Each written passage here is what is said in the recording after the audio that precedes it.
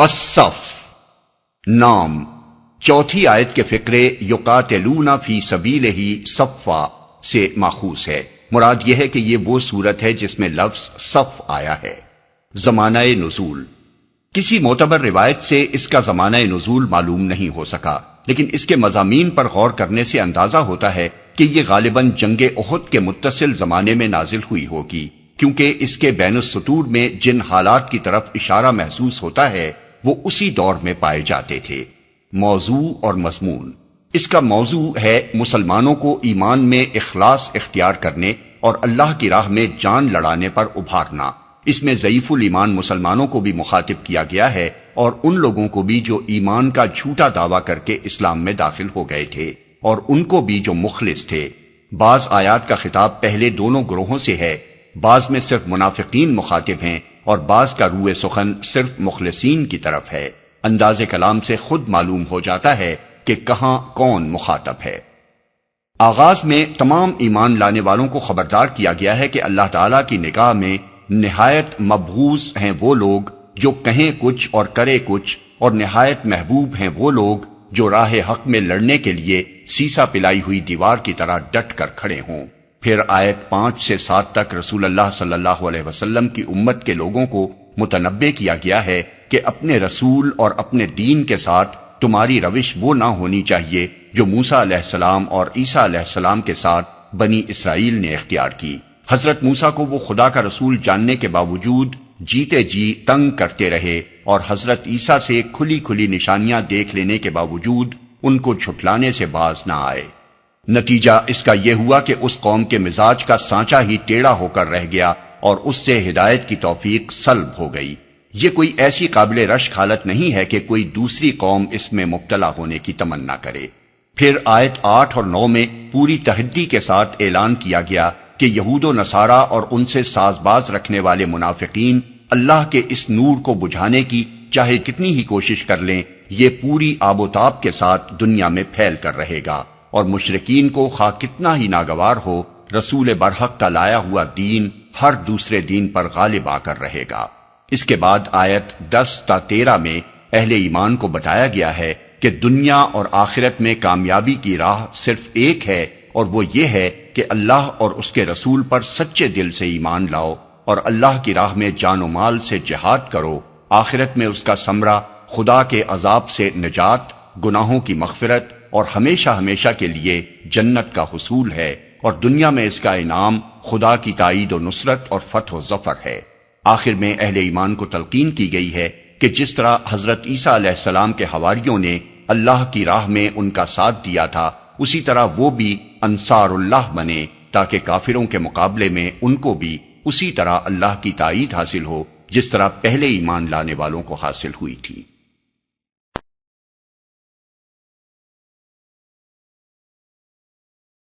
اعوذ باللہ من الشیطان الرجیم، بسم اللہ الرحمن الرحیم، سبح للہ ما فی السماوات وما فی الارض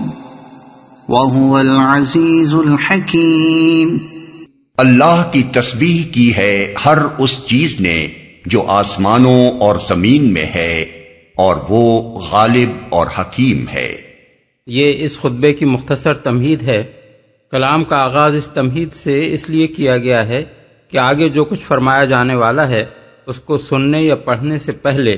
آدمی یہ بات اچھی طرح سمجھ لے کہ اللہ تعالیٰ بے نیاز اور اس سے بالاتر ہے کہ اس کی خدائی کا چلنا کسی کے ایمان اور کسی کی مدد اور قربانیوں پر موقوف ہو۔ وہ اگر ایمان لانے والوں کو ایمان میں خلوص اختیار کرنے کی تلقین کرتا ہے اور ان سے کہتا ہے کہ صداقت کا بول بالا کرنے کے لیے جان و مال سے جہاد کرو، تو یہ سب کچھ ان کے اپنے ہی بھلے کے لیے ہے، ورنہ اس کے ارادے اس کے اپنے ہی زور اور اس کی اپنی ہی تدبیر سے پورے ہو کر رہتے ہیں۔ خواہ کوئی بندہ ان کی تکمیل میں ذرہ برابر بھی سعی نہ کرے، بلکہ ساری دنیا مل کر ان کی مزاحمت پر تل جائے۔ یا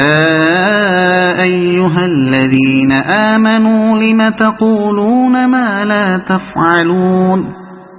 كبر مقتا عند الله أن تقولوا ما لا تفعلون۔ اے لوگو جو ایمان لائے ہو، تم کیوں وہ بات کہتے ہو جو کرتے نہیں ہو؟ اللہ کے نزدیک یہ سخت ناپسندیدہ حرکت ہے کہ تم کہو وہ بات جو کرتے نہیں۔ اس ارشاد کا ایک مدعا تو عام ہے جو اس کے الفاظ سے ظاہر ہو رہا ہے، اور ایک مدعا خاص ہے جو بعد والی آیت کو اس کے ساتھ ملا کر پڑھنے سے معلوم ہوتا ہے۔ پہلا مدعا یہ ہے کہ ایک سچے مسلمان کے قول اور عمل میں مطابقت ہونی چاہیے، جو کچھ کہے اسے کر کے دکھائے، اور کرنے کی نیت یا ہمت نہ ہو تو زبان سے بھی نہ نکالے۔ کہنا کچھ اور کرنا کچھ، یہ انسان کی ان بدترین صفات میں سے ہے جو اللہ تعالیٰ کی نگاہ میں نہایت مبغوض ہیں۔ کجا کہ ایک ایسا شخص اس اخلاقی عیب میں مبتلا ہو جو اللہ پر ایمان رکھنے کا دعویٰ کرتا ہو۔ نبی صلی اللہ علیہ وسلم نے تصریح فرمائی ہے کہ کسی شخص میں اس صفت کا پایا جانا ان علامات میں سے ہے جو ظاہر کرتی ہیں کہ وہ مومن نہیں بلکہ منافق ہے۔ ایک حدیث میں ہے کہ آپ نے فرمایا، آیت المنافق ثلاث، زاد مسلم و ان صام و صلی و زعم انہ مسلم، اذا حدث کذب و اذا وعد اخلف و اذا اؤتمن خان۔ یعنی منافق کی 3 نشانیاں ہیں، اگرچہ وہ نماز پڑھتا ہو اور روزہ رکھتا ہو اور مسلمان ہونے کا دعویٰ کرتا ہو، یہ کہ جب بولے تو جھوٹ بولے، اور جب وعدہ کرے تو اس کی خلاف ورزی کرے، اور جب کوئی امانت اس کے سپرد کی جائے تو اس میں خیانت کر گزرے۔ بخاری و مسلم۔ ایک اور حدیث میں آپ کا ارشاد ہے، اربع من کن فیہ کان منافقا خالصا ومن کانت فیہ خصلۃ منہن کانت فیہ خصلۃ من النفاق حتی یدعہا، اذا اؤتمن خان و اذا حدث کذب و اذا عاہد غدر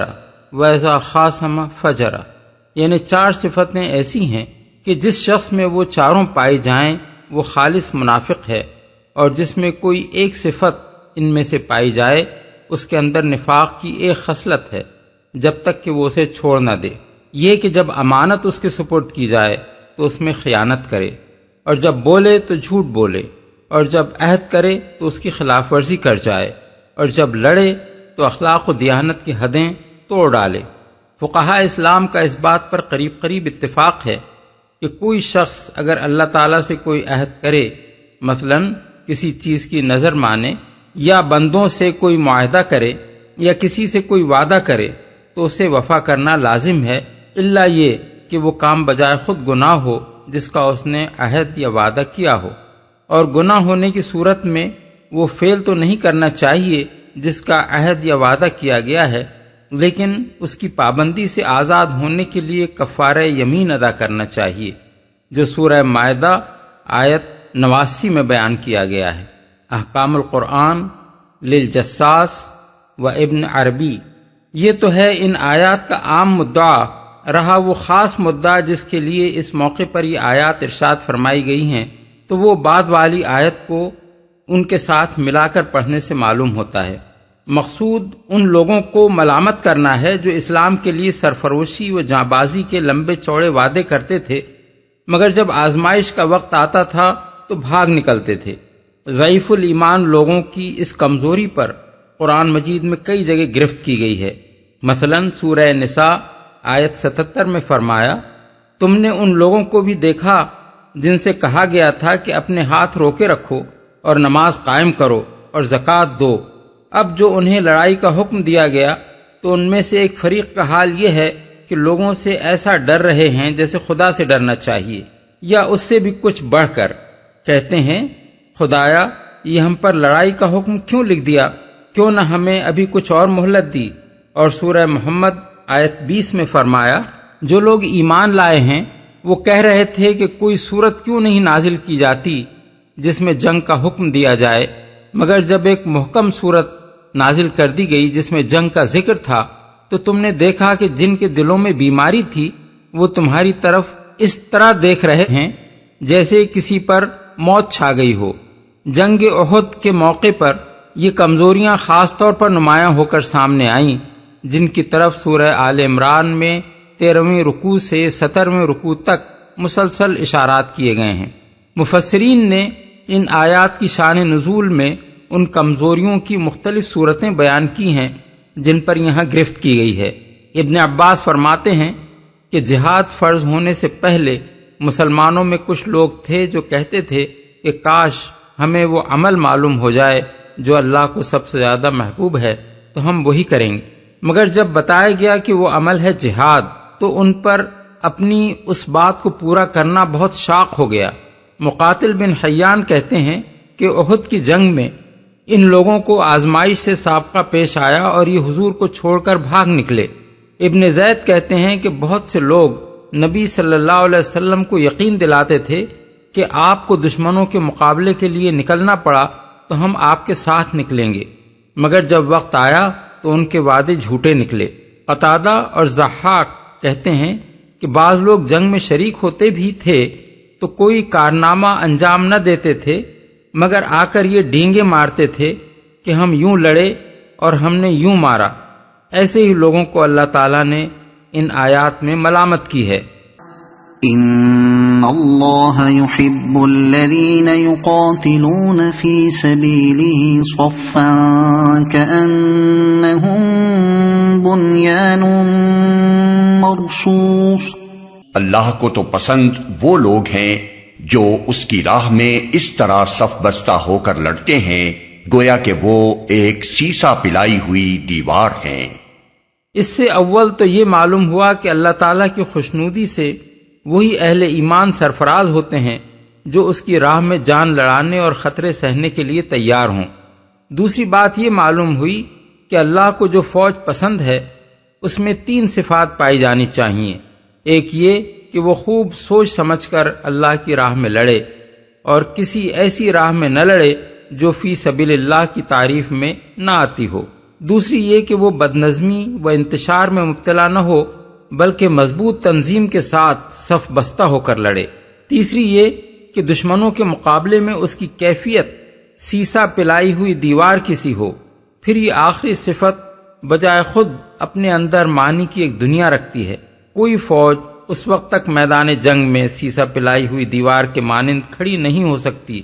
جب تک اس میں حسب ذیل صفات پیدا نہ ہو جائیں۔ عقیدے اور مقصد میں کامل اتفاق جو اس کے سپاہیوں اور افسروں کو آپس میں پوری طرح متحد کر دے، ایک دوسرے کے خلوص پر اعتماد جو کبھی اس کے بغیر پیدا نہیں ہو سکتا کہ سب فی الواقع اپنے مقصد میں مخلص اور ناپاک اغراض سے پاک ہوں، ورنہ جنگ جیسی سخت آزمائش کسی کا کوٹ چھپا نہیں رہنے دیتی، اور اعتماد ختم ہو جائے تو فوج کے افراد ایک دوسرے پر بھروسہ کرنے کے بجائے الٹا ایک دوسرے پر شک کرنے لگتے ہیں۔ اخلاق کا ایک بلند معیار جس سے اگر فوج کے افسر اور سپاہی نیچے گر جائیں تو ان کے دلوں میں نہ ایک دوسرے کی محبت پیدا ہو سکتی ہے نہ عزت، اور نہ وہ آپس میں متصادم ہونے سے بچ سکتے ہیں۔ اپنے مقصد کا ایسا عشق اور اسے حاصل کرنے کا ایسا پختہ عزم جو پوری فوج میں سرفروشی و جانبازی کا ناقابل تسخیر جذبہ پیدا کر دے، اور وہ میدان جنگ میں واقعی سیسا پلائی ہوئی دیوار کی طرح ڈٹ جائے۔ یہی تھیں وہ بنیادیں جن پر نبی صلی اللہ علیہ وسلم کی قیادت میں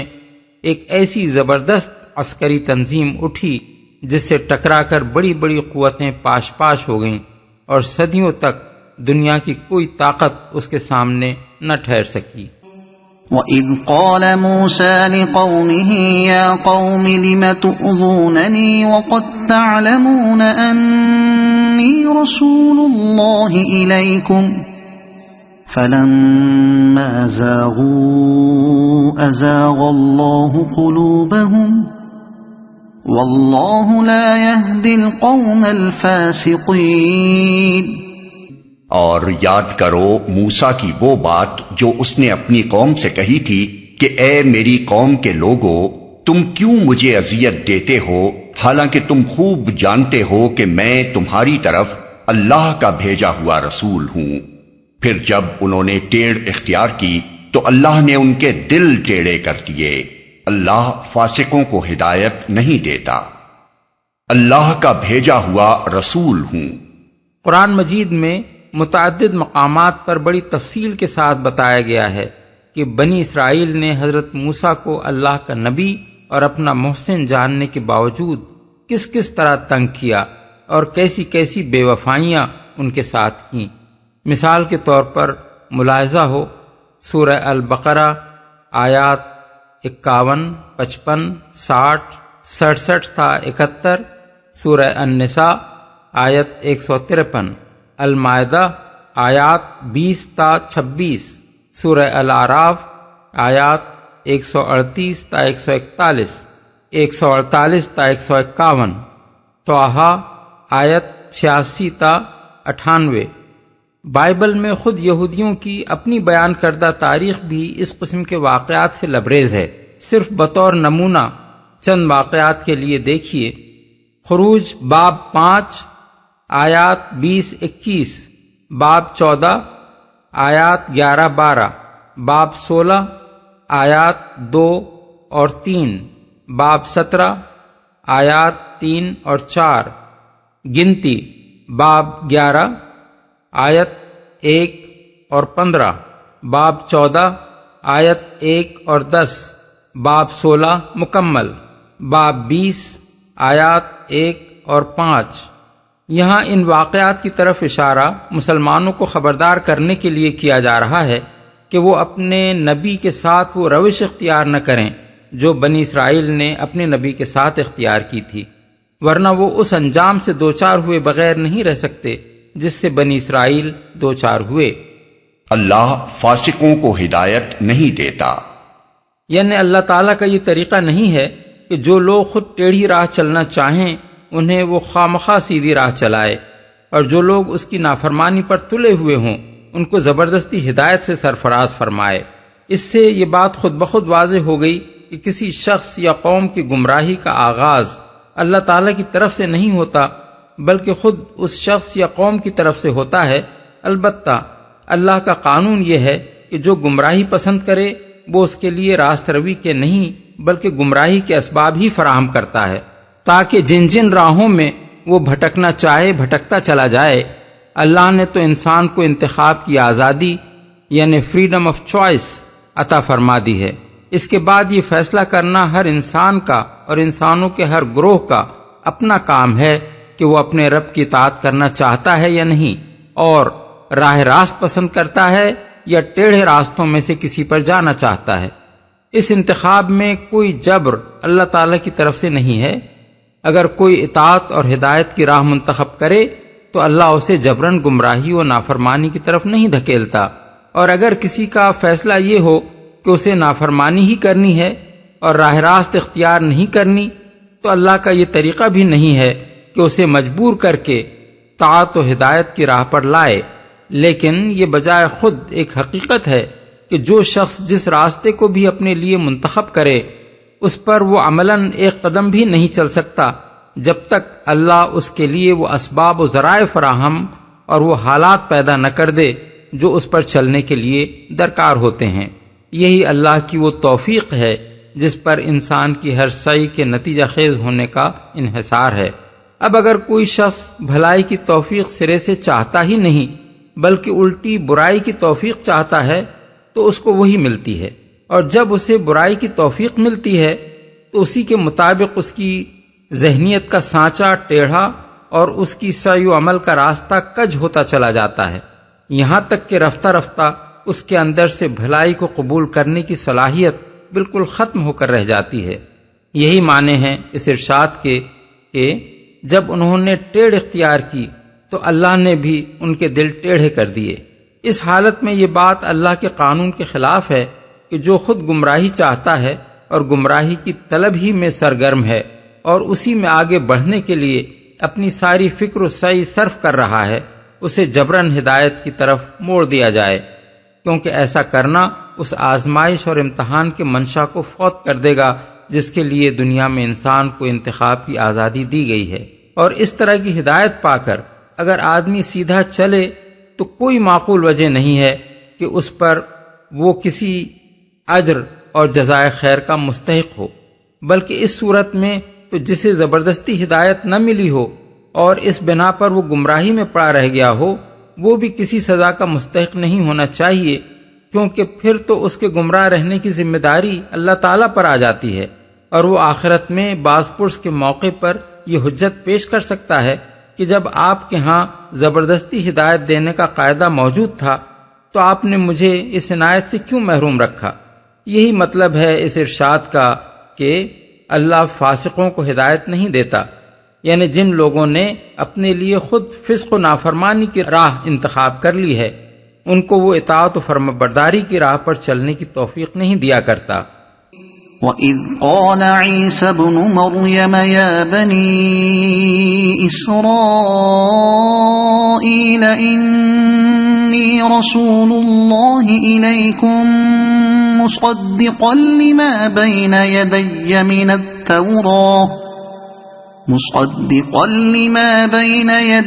مِنَ التَّوْرَاةِ وَمُبَشِّرًا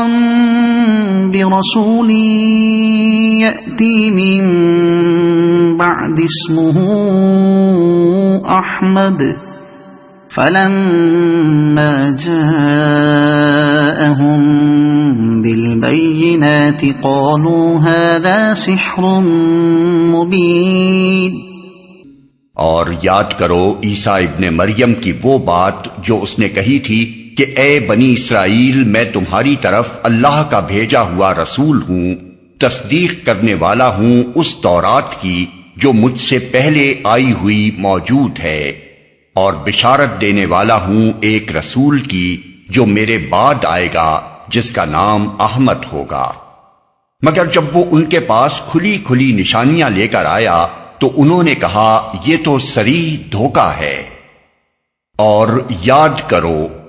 یہ بنی اسرائیل کی دوسری نافرمانی کا ذکر ہے۔ ایک نافرمانی وہ تھی جو انہوں نے اپنے دور عروج کے آغاز میں کی، اور دوسری نافرمانی یہ ہے جو اس دور کے آخری اور قطعی اختتام پر انہوں نے کی، جس کے بعد ہمیشہ ہمیشہ کے لیے ان پر خدا کی پھٹکار پڑ گئی۔ مدعا ان دونوں واقعات کو بیان کرنے کا یہ ہے کہ مسلمانوں کو خدا کے رسول کے ساتھ بنی اسرائیل کا سا طرز عمل اختیار کرنے کے نتائج سے خبردار کیا جائے۔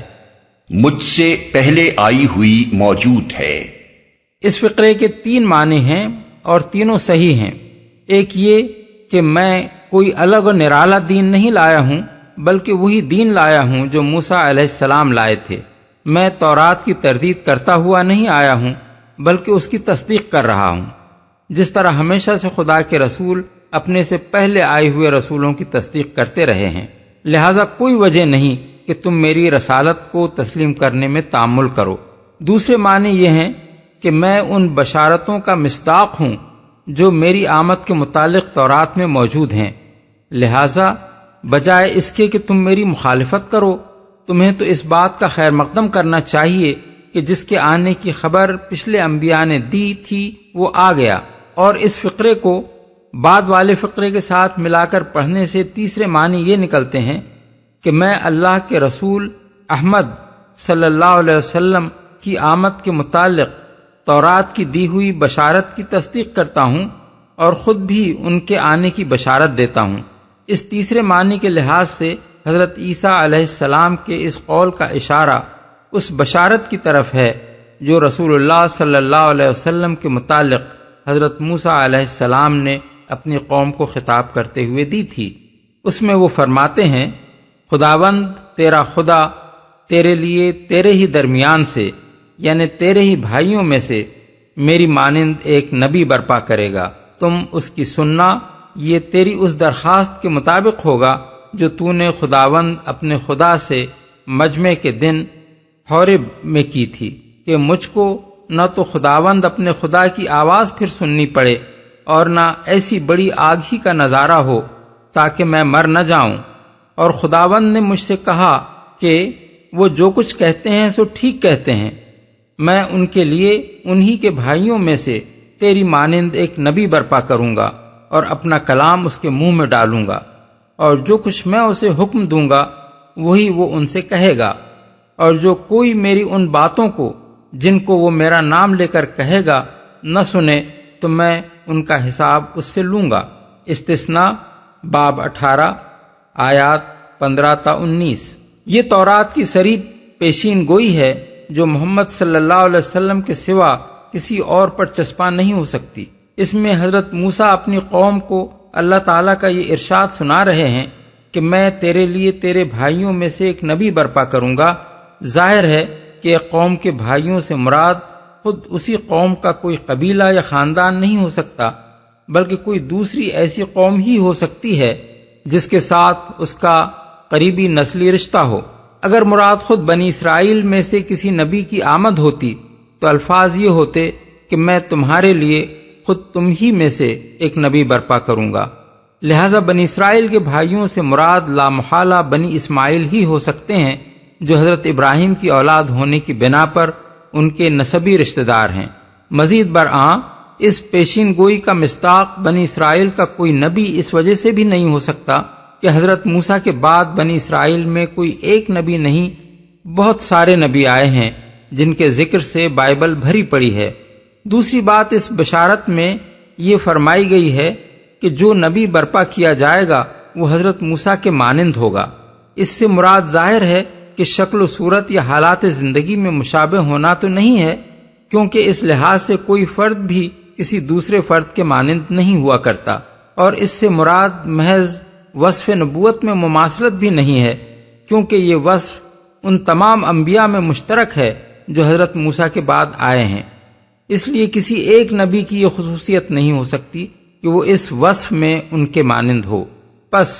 ان دونوں پہلوؤں سے مشابہت کے خارج از بحث ہو جانے کے بعد کوئی اور وجہ مماثلت جس کی بنا پر آنے والے ایک نبی کی تخصیص قابل فہم ہو،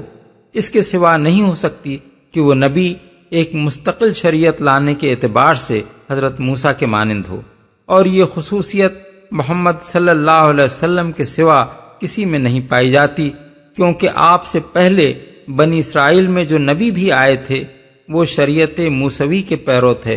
ان میں سے کوئی بھی ایک مستقل شریعت لے کر نہ آیا تھا۔ اس تعبیر کو مزید تقویت پیشین گوئی کے ان الفاظ سے ملتی ہے کہ یہ تیری یعنی بنی اسرائیل کی اس درخواست کے مطابق ہوگا جو تو نے خداوند اپنے خدا سے مجمع کے دن حورب میں کی تھی، کہ مجھ کو نہ تو خداوند اپنے خدا کی آواز پھر سننی پڑے اور نہ ایسی بڑی آگ ہی کا نظارہ ہو تاکہ میں مر نہ جاؤں، اور خداوند نے مجھ سے کہا کہ وہ جو کچھ کہتے ہیں ٹھیک کہتے ہیں، میں ان کے لیے انہی کے بھائیوں میں سے تیری مانند ایک نبی برپا کروں گا اور اپنا کلام اس کے منہ میں ڈالوں گا۔ اس عبارت میں حورب سے مراد وہ پہاڑ ہے جہاں حضرت موسیٰ علیہ السلام کو پہلی مرتبہ احکام شریعت دیے گئے تھے، اور بنی اسرائیل کی جس درخواست کا اس میں ذکر کیا گیا ہے اس کا مطلب یہ ہے کہ آئندہ اگر کوئی شریعت ہم کو دی جائے تو ان خوفناک حالات میں نہ دی جائے جو حورب پہاڑ کے دامن میں شریعت دیتے وقت پیدا کیے گئے تھے۔ ان حالات کا ذکر قرآن میں بھی موجود ہے اور بائبل میں بھی۔ ملاحظہ ہو سورہ البقرہ آیات 55، 56، 63، سورہ الاعراف آیات 155، 171، بائبل کتاب خروج باب 19 آیات 17، 18۔ اس کے جواب میں حضرت موسیٰ بنی اسرائیل کو بتاتے ہیں کہ اللہ تعالیٰ نے تمہاری یہ درخواست قبول کر لی ہے۔ اس کا ارشاد ہے کہ میں ان کے لیے ایک ایسا نبی برپا کروں گا جس کے منہ میں اپنا کلام ڈالوں گا، یعنی آئندہ شریعت دینے کے وقت وہ خوفناک حالات پیدا نہ کیے جائیں گے جو حورب پہاڑ کے دامن میں پیدا کیے گئے تھے، بلکہ اب جو نبی اس منصب پر مامور کیا جائے گا اس کے منہ میں بس اللہ کا کلام ڈال دیا جائے گا اور وہ اسے خلق خدا کو سنا دے گا۔ اس تصریح پر غور کرنے کے بعد کیا اس امر میں کسی شبہ کی گنجائش رہ جاتی ہے کہ محمد صلی اللہ علیہ وسلم کے سوا اس کا مصداق کوئی اور نہیں ہے؟ حضرت موسیٰ کے بعد مستقل شریعت صرف آپ ہی کو دی گئی، اس کے عطا کرنے کے وقت کوئی ایسا مجمع نہیں ہوا جیسا حورب پہاڑ کے دامن میں بنی اسرائیل کا ہوا تھا، اور کسی وقت بھی احکام شریعت دینے کے موقع پر وہ حالات پیدا نہیں کیے گئے جو وہاں پیدا کیے گئے تھے۔ جس کا نام احمد ہوگا۔ یہ قرآن مجید کی ایک بڑی اہم آیت ہے جس پر مخالفین اسلام کی طرف سے بڑی لیدے بھی کی گئی ہے اور بدترین خیانت مجرمانہ سے بھی کام لیا گیا ہے، کیونکہ اس میں یہ بتایا گیا ہے کہ حضرت عیسیٰ علیہ السلام نے رسول اللہ صلی اللہ علیہ وسلم کا صاف صاف نام لے کر آپ کی آمد کی بشارت دی تھی، اس لیے ضروری ہے کہ اس پر تفصیل کے ساتھ بحث کی جائے۔ نمبر 1، اس میں نبی کریم صلی اللہ علیہ وسلم کا اسم گرامی احمد بتایا گیا ہے۔ احمد کے 2 معنی ہیں، ایک وہ شخص جو اللہ کی سب سے زیادہ تعریف کرنے والا ہو، دوسرے وہ شخص جس کی سب سے زیادہ تعریف کی گئی ہو یا جو بندوں میں سب سے زیادہ قابل تعریف ہو۔ احادیث صحیحہ سے ثابت ہے کہ یہ بھی حضور کا ایک نام تھا۔ مسلم اور ابو داؤد طیالسی میں حضرت ابو موسیٰ اشعری کی روایت ہے کہ حضور نے فرمایا، انا محمد و انا احمد والحاشر، یعنی میں محمد ہوں اور میں احمد ہوں اور میں حاشر ہوں۔ اسی مضمون کی روایات حضرت جبیر بن مطعم سے امام مالک، بخاری، مسلم، دارمی، ترمذی اور نسائی نے نقل کی ہیں۔ حضور کا یہ اسم گرامی صحابہ میں معروف تھا، چنانچہ حضرت حسان بن ثابت کا شعر ہے، صلی الالہ ومن یحف بعرشہ والطیبون علی المبارک احمد، یعنی اللہ نے اور اس کے عرش کے گرد جم گھٹا لگائے ہوئے فرشتوں نے اور سب پاکیزہ ہستیوں نے بابرکت احمد پر درود بھیجا ہے۔ تاریخ سے بھی یہ ثابت ہے کہ حضور کا نام مبارک صرف محمد ہی نہ تھا بلکہ احمد بھی تھا۔ عرب کا پورا لٹریچر اس بات سے خالی ہے کہ حضور سے پہلے کسی کا نام احمد رکھا گیا ہو، اور حضور کے بعد احمد اور غلام احمد اتنے لوگوں کے نام رکھے گئے ہیں جن کا شمار نہیں کیا جا سکتا۔ اس سے بڑھ کر اس بات کا کیا ثبوت ہو سکتا ہے کہ زمانہ نبوت سے لے کر آج تک تمام امت میں آپ کا یہ اسم گرامی معلوم و معروف رہا ہے۔ اگر حضور کا یہ اسم گرامی نہ ہوتا تو اپنے بچوں کے نام غلام احمد رکھنے والوں نے آخر کس احمد کا غلام ان کو قرار دیا تھا؟ 2، انجیل یوحنا اس بات پر گواہ ہے کہ مسیح کی آمد کے زمانے میں بنی اسرائیل 3 شخصیتوں کے منتظر تھے، ایک مسیح، دوسرے ایلیا یعنی حضرت الیاس کی آمد ثانی، اور تیسرے وہ نبی۔ انجیل کے الفاظ یہ ہیں، اور یوحنا یعنی حضرت یحییٰ علیہ السلام کی گواہی یہ ہے کہ جب یہودیوں نے یروشلم سے کاہن اور لاوی یہ پوچھنے کو اس کے پاس بھیجے کہ تو کون ہے، تو اس نے اقرار کیا اور انکار نہ کیا، بلکہ اقرار کیا کہ میں تو مسیح نہیں ہوں۔ انہوں نے اس سے پوچھا، پھر کون ہے؟ کیا تو ایلیا ہے؟ اس نے کہا، میں نہیں ہوں۔ کیا تو وہ نبی ہے؟ اس نے جواب دیا کہ نہیں۔ پس انہوں نے اس سے کہا، پھر تو ہے کون؟ اس نے کہا، میں بیابان میں ایک پکارنے والے کی آواز ہوں کہ تم خداوند کی راہ سیدھی کرو۔ انہوں نے اس سے یہ سوال کیا کہ اگر تو نہ مسیح ہے، نہ ایلیا، نہ وہ نبی، تو پھر بپتسمہ کیوں دیتا ہے؟ باب 1 آیات 19-25۔ یہ الفاظ اس بات پر صریح دلالت کرتے ہیں کہ بنی اسرائیل حضرت مسیح اور حضرت الیاس کے علاوہ ایک اور نبی کے بھی منتظر تھے، اور وہ حضرت یحییٰ نہ تھے۔ اس نبی کی آمد کا عقیدہ بنی اسرائیل کے ہاں اس قدر مشہور و معروف تھا کہ وہ نبی کہہ دینا گویا اس کی طرف اشارہ کرنے کے لیے بالکل کافی تھا۔ یہ کہنے کی ضرورت بھی نہ تھی کہ جس کی خبر تورات میں دی گئی ہے۔ مزید برآں اس سے یہ بھی معلوم ہوا کہ جس نبی کی طرف وہ اشارہ کر رہے تھے اس کا آنا قطعی طور پر ثابت تھا، کیونکہ جب حضرت یحییٰ سے یہ سوالات کیے گئے تو انہوں نے یہ نہیں کہا کہ کوئی اور نبی آنے والا نہیں ہے، تم کس نبی کے متعلق پوچھ رہے ہو؟ نمبر 3، اب وہ پیشین گوئیاں دیکھیے جو انجیل یوحنا میں مسلسل باب 14 سے 16 تک منقول ہوئی ہیں، اور میں باپ سے درخواست کروں گا تو وہ تمہیں دوسرا مددگار بخشے گا کہ ابد تک تمہارے ساتھ رہے، یعنی روح حق جسے دنیا حاصل نہیں کر سکتی، کیونکہ نہ اسے دیکھتی ہے نہ جانتی ہے، پر تم اسے جانتے ہو کیونکہ وہ تمہارے ساتھ رہتا ہے اور تمہارے اندر ہے۔ باب 14 آیات 16-17۔ میں نے یہ باتیں تمہارے ساتھ رہ کر تم سے کہیں، لیکن مددگار یعنی روح القدس جسے باپ میرے نام سے بھیجے گا وہی تمہیں سب باتیں سکھائے گا اور جو کچھ میں نے تم سے کہا ہے وہ سب تمہیں یاد دلائے گا۔ باب 14 آیات 25-26۔ اس کے بعد میں تم سے بہت سی باتیں نہ کروں گا کیونکہ دنیا کا سردار آتا ہے اور مجھ میں اس کا کچھ نہیں۔ باب 14 آیت 30۔ لیکن جب وہ مددگار آئے گا جس کو میں تمہارے پاس باپ کی طرف سے بھیجوں گا یعنی سچائی کا روح جو باپ سے صادر ہوتا ہے تو وہ میری گواہی دے گا۔ باب 15 آیت 26۔ لیکن میں تم سے سچ کہتا ہوں کہ میرا جانا تمہارے لیے فائدہ مند ہے، کیونکہ اگر میں نہ جاؤں تو وہ مددگار تمہارے پاس نہ آئے گا، لیکن اگر جاؤں گا تو اسے تمہارے پاس بھیج دوں گا۔ باب 16 آیت 7۔ مجھے تم سے اور بھی بہت سی باتیں کہنا ہے مگر اب تم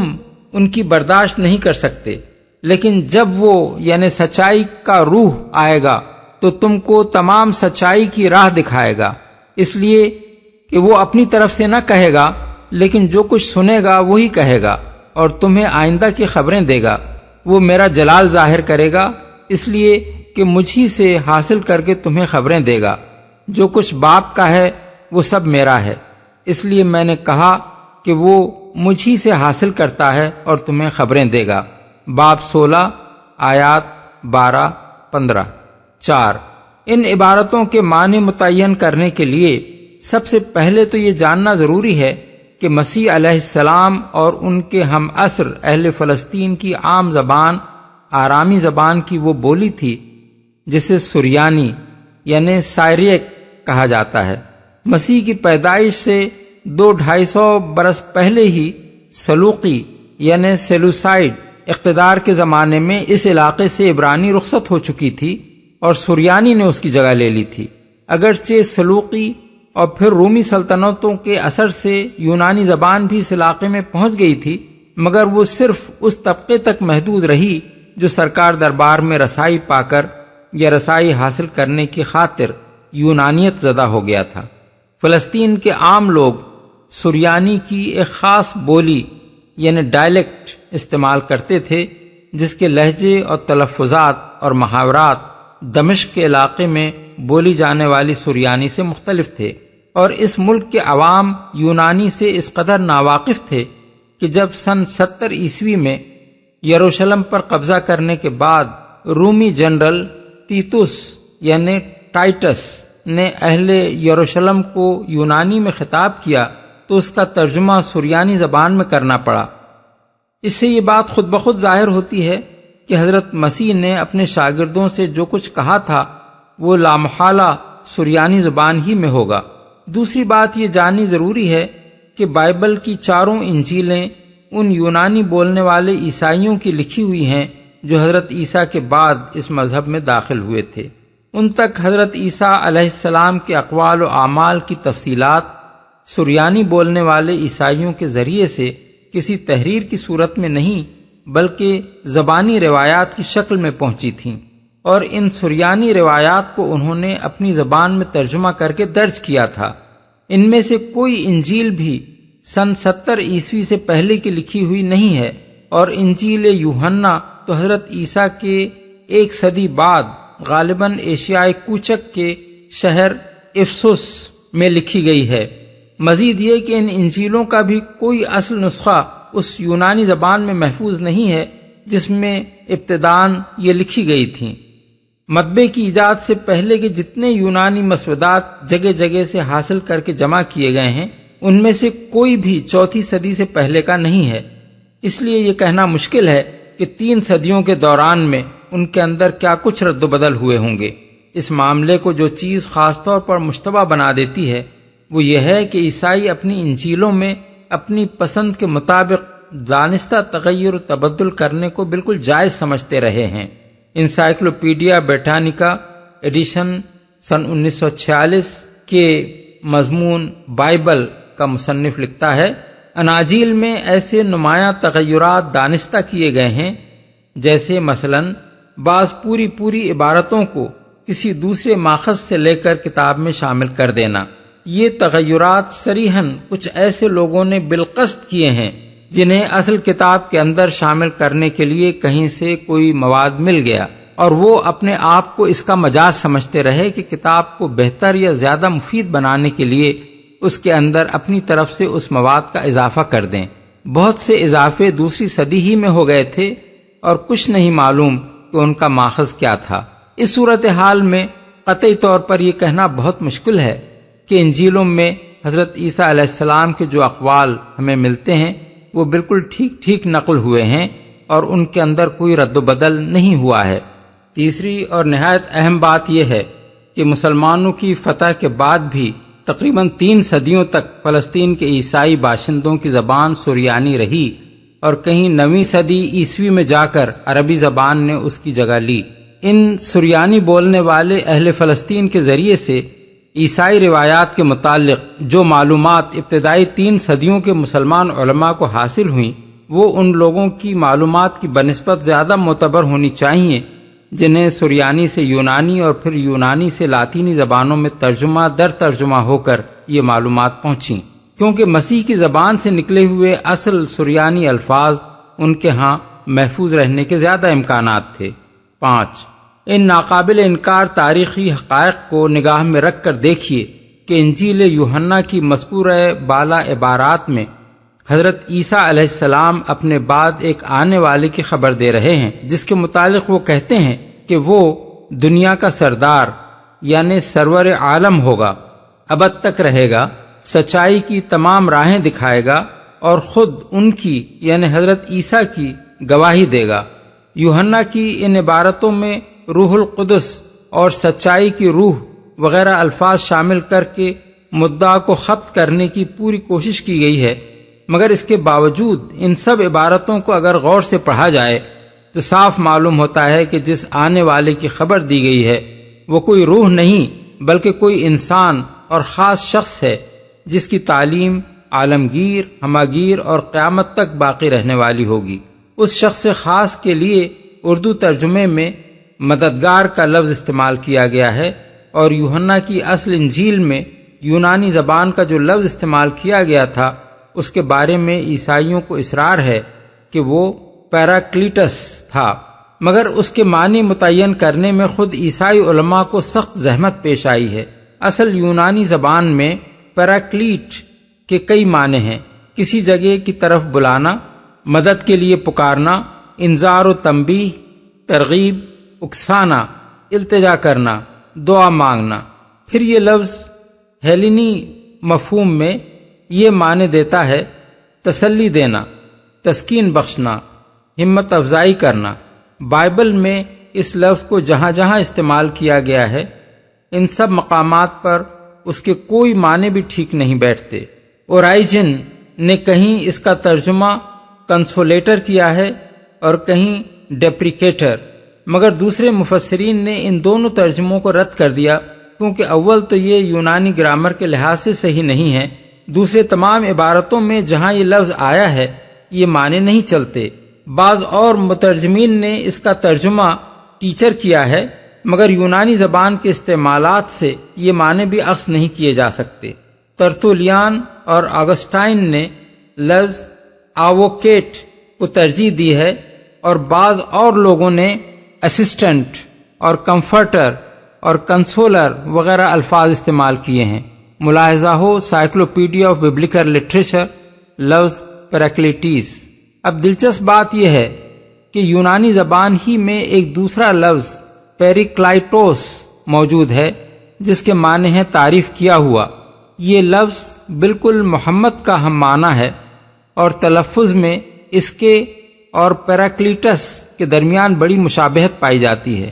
کیا بعید ہے کہ جو مسیحی حضرات اپنی مذہبی کتابوں میں اپنی مرضی اور پسند کے مطابق بے تکلف رد و بدل کر لینے کے خوگر رہے ہیں، انہوں نے یوحنا کی نقل کردہ پیشین گوئی کے اس لفظ کو اپنے عقیدے کے خلاف پڑھتا دیکھ کر اس کے املا میں یہ ذرا سا تغیر کر دیا ہو۔ اس کی پڑتال کرنے کے لیے یوحنا کی لکھی ہوئی ابتدائی یونانی انجیل بھی کہیں موجود نہیں ہے جس سے یہ تحقیق کیا جا سکے کہ وہاں ان دونوں الفاظ میں سے دراصل کون سا لفظ استعمال کیا گیا تھا۔ 7. لیکن فیصلہ اس پر بھی موقوف نہیں ہے کہ یوحنا نے یونانی زبان میں دراصل کون سا لفظ لکھا تھا، کیونکہ بہرحال وہ بھی ترجمہ ہی تھا، اور حضرت مسیح کی زبان جیسا کہ اوپر ہم بیان کر چکے ہیں فلسطین کی سریانی تھی، اس لیے انہوں نے اپنی بشارت میں جو لفظ استعمال کیا ہوگا وہ لامحالہ کوئی سریانی لفظ ہی ہونا چاہیے۔ خوش قسمتی سے وہ اصل سریانی لفظ ہمیں ابن ہشام کی سیرت میں مل جاتا ہے، اور ساتھ ساتھ یہ بھی اسی کتاب سے معلوم ہو جاتا ہے کہ اس کا ہم معنی یونانی لفظ کیا ہے۔ محمد بن اسحاق کے حوالے سے ابن ہشام نے یوحنس یعنی یوحنا کی انجیل کے باب 15 آیات 23 تا 27 اور باب 16 آیت 1 کا پورا ترجمہ نقل کیا ہے، اور اس میں یونانی فارقلیت کے بجائے سریانی زبان کا لفظ منحمنا استعمال کیا گیا ہے۔ پھر ابن اسحاق یا ابن ہشام نے اس کی تشریح یہ کی ہے کہ منحمنا کے معنی سریانی میں محمد اور یونانی میں برقلیتوس ہیں۔ ابن ہشام جلد اول صفحہ 248۔ اب دیکھیے کہ تاریخی طور پر فلسطین کے عام عیسائی باشندوں کی زبان 9ویں صدی عیسوی تک سریانی تھی۔ یہ علاقہ 7ویں صدی کے نصف اول سے اسلامی مقبوضات میں شامل تھا۔ ابن اسحاق نے سن 768 عیسوی میں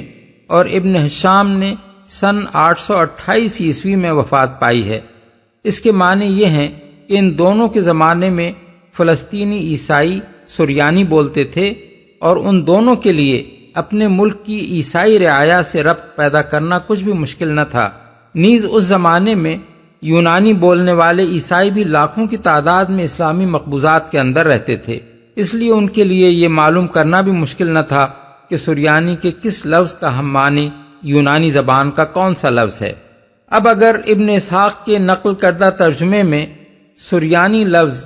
منحمنا استعمال ہوا ہے اور ابن اسحاق یا ابن ہشام نے اس کی تشریح یہ کی ہے کہ عربی میں اس کا ہم معنی لفظ محمد اور یونانی میں برقلیتوس ہے، تو اس امر میں کسی شک کی گنجائش نہیں رہ جاتی کہ حضرت عیسیٰ نے حضور کا نام مبارک لے کر آپ ہی کے آنے کی بشارت دی تھی۔ اور ساتھ ساتھ یہ بھی معلوم ہو جاتا ہے کہ یوحنا کی یونانی انجیل میں دراصل لفظ پیریکلائٹوس استعمال ہوا تھا، جسے عیسائی حضرات نے بعد میں کسی وقت پیراکلیٹس سے بدل دیا۔ 8 اس سے بھی قدیم تر تاریخی شہادت حضرت عبداللہ بن مسعود کی یہ روایت ہے کہ مہاجرین حبشہ کو جب نجاشی نے اپنے دربار میں بلایا اور حضرت جعفر بن ابی طالب رضی اللہ عنہ سے رسول اللہ صلی اللہ علیہ وسلم کی تعلیمات سنی تو اس نے کہا، مرحباً بکم وبمن جئتم من عنده اشہد انہ رسول اللہ وانہ الذی نجد فی الانجیل وانہ الذی بشر بہ عیسی ابن مریم، مسند احمد۔ یعنی مرحبا تم کو اور اس ہستی کو جس کے ہاں سے تم آئے ہو، میں گواہی دیتا ہوں کہ وہ اللہ کے رسول ہیں، اور وہی ہیں جن کا ذکر ہم انجیل میں پاتے ہیں، اور وہی ہیں جن کی بشارت عیسیٰ ابن مریم نے دی تھی۔ یہ قصہ احادیث میں خود حضرت جعفر اور حضرت ام سلمہ سے بھی منقول ہوا ہے۔ اس سے نہ صرف یہ ثابت ہوتا ہے کہ 7ویں صدی کے آغاز میں نجاشی کو یہ معلوم تھا کہ حضرت عیسیٰ علیہ السلام ایک نبی کی پیشین گوئی کر گئے ہیں، بلکہ یہ بھی ثابت ہوتا ہے کہ اس نبی کی ایسی صاف نشاندہی انجیل میں موجود تھی جس کی وجہ سے نجاشی کو یہ رائے قائم کرنے میں کوئی تعامل نہ ہوا کہ محمد صلی اللہ علیہ وسلم ہی وہ نبی ہیں۔ البتہ اس روایت سے یہ نہیں معلوم ہوتا کہ حضرت عیسیٰ کی اس بشارت کے متعلق نجاشی کا ذریعہ معلومات یہی انجیل یوحنا تھی یا کوئی اور ذریعہ بھی اس کو جاننے کا اس وقت موجود تھا۔ 9 حقیقت یہ ہے کہ صرف رسول اللہ صلی اللہ علیہ وسلم ہی کے بارے میں حضرت عیسیٰ کی پیشین گوئیوں کو نہیں، خود حضرت عیسیٰ کے اپنے صحیح حالات اور آپ کی اصل تعلیمات کو جاننے کا بھی معتبر ذریعہ وہ 4 انجیلیں نہیں ہیں جن کو مسیحی کلیسا نے معتبر و مسلم اناجیل یعنی کینونیکل گاسپلز قرار دے رکھا ہے۔ بلکہ اس کا زیادہ قابل اعتماد ذریعہ وہ انجیل برناباس ہے جسے کلیسا غیر قانونی اور مشکوک الصحت یعنی اپوکرائفل کہتا ہے۔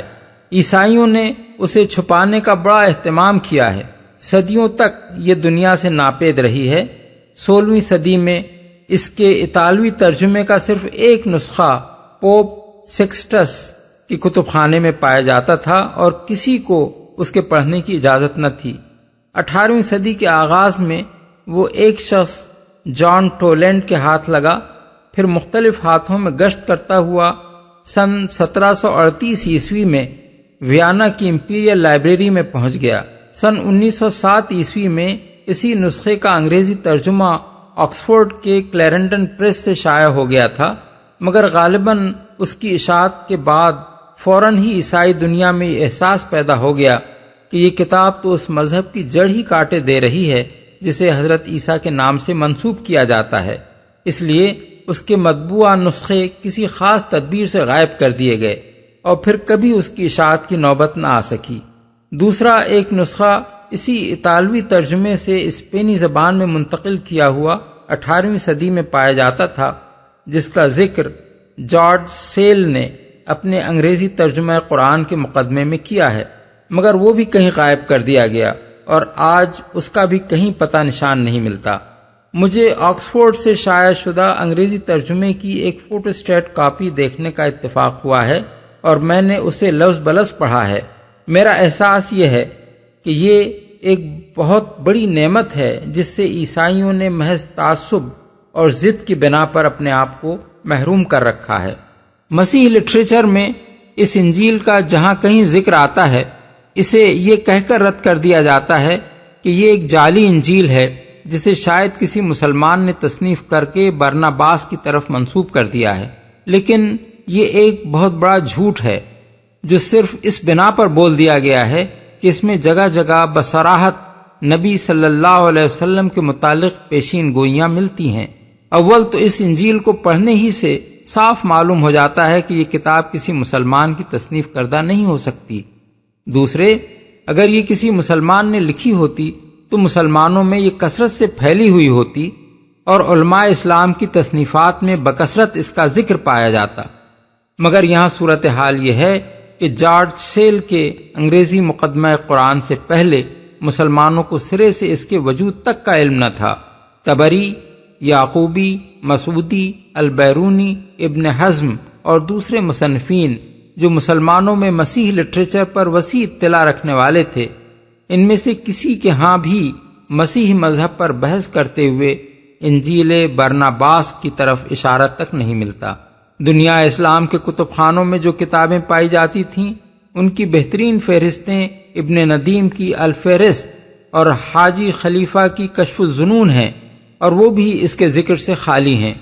19ویں صدی سے پہلے کسی مسلمان عالم نے انجیل برناباس کا نام تک نہیں لیا ہے۔ تیسری اور سب سے بڑی دلیل اس بات کے جھوٹ ہونے کی یہ ہے کہ نبی صلی اللہ علیہ وسلم کی پیدائش سے بھی 75 سال پہلے پوپ گلاسیس اول کے زمانے میں بدعقیدہ اور گمراہ کن یعنی ہیریٹیکل کتابوں کی جو فہرست مرتب کی گئی تھی اور ایک پاپائی فتوے کے ذریعے سے جن کا پڑھنا ممنوع کر دیا گیا تھا، ان میں انجیل برناباس یعنی ایونجیلیم برنابی بھی شامل تھی۔ سوال یہ ہے کہ اس وقت کون سا مسلمان تھا جس نے یہ جعلی انجیل تیار کی تھی؟ یہ بات تو خود عیسائی علماء نے تسلیم کی ہے کہ شام، اسپین، مصر وغیرہ ممالک کے ابتدائی مسیحی کلیسا میں ایک مدت تک برناباس کی انجیل رائج رہی ہے اور 6 صدی میں اسے ممنوع قرار دیا گیا ہے۔ 10 قبل اس کے کہ اس انجیل سے نبی صلی اللہ علیہ وسلم کے متعلق حضرت عیسیٰ علیہ السلام کی بشارتیں نقل کی جائیں، اس کا مختصر تعارف کرا دینا ضروری ہے تاکہ اس کی اہمیت معلوم ہو جائے اور یہ بھی سمجھ میں آ جائے کہ عیسائی حضرات اس سے اتنے ناراض کیوں ہیں۔ بائبل میں جو 4 انجیلیں قانونی اور معتبر قرار دے کر شامل کی گئی ہیں، ان میں سے کسی کا لکھنے والا بھی حضرت عیسیٰ کا صحابی نہ تھا، اور ان میں سے کسی نے یہ دعویٰ بھی نہیں کیا ہے کہ اس نے حضرت کے صحابیوں سے حاصل کردہ معلومات اپنی انجیل میں درج کی ہیں۔ جن ذرائع سے ان لوگوں نے معلومات حاصل کی ہیں ان کا کوئی حوالہ انہوں نے نہیں دیا ہے جس سے یہ پتہ چل سکے کہ راوی نے آیا خود وہ واقعات دیکھے اور وہ اقوال سنے ہیں جنہیں وہ بیان کر رہا ہے، یا ایک یا چند واسطوں سے یہ باتیں اسے پہنچی ہیں۔ بخلاف اس کے انجیل برناباس کا مصنف کہتا ہے کہ میں مسیح کے اولین 12 حواریوں میں سے ایک ہوں، شروع سے آخر وقت تک مسیح کے ساتھ رہا ہوں اور اپنی آنکھوں دیکھے واقعات اور کانوں سنے اقوال اس کتاب میں درج کر رہا ہوں۔ یہی نہیں بلکہ کتاب کے آخر میں وہ کہتا ہے کہ دنیا سے رخصت ہوتے وقت حضرت مسیح نے مجھ سے فرمایا تھا کہ میرے متعلق جو غلط فہمیاں لوگوں میں پھیل گئی ہیں ان کو صاف کرنا اور صحیح حالات دنیا کے سامنے لانا تیری ذمہ داری ہے۔ یہ برناباس کون تھا؟ بائبل کی کتاب اعمال میں بڑی کثرت سے اس نام کے ایک شخص کا ذکر آتا ہے جو قبرص کے ایک یہودی خاندان سے تعلق رکھتا تھا۔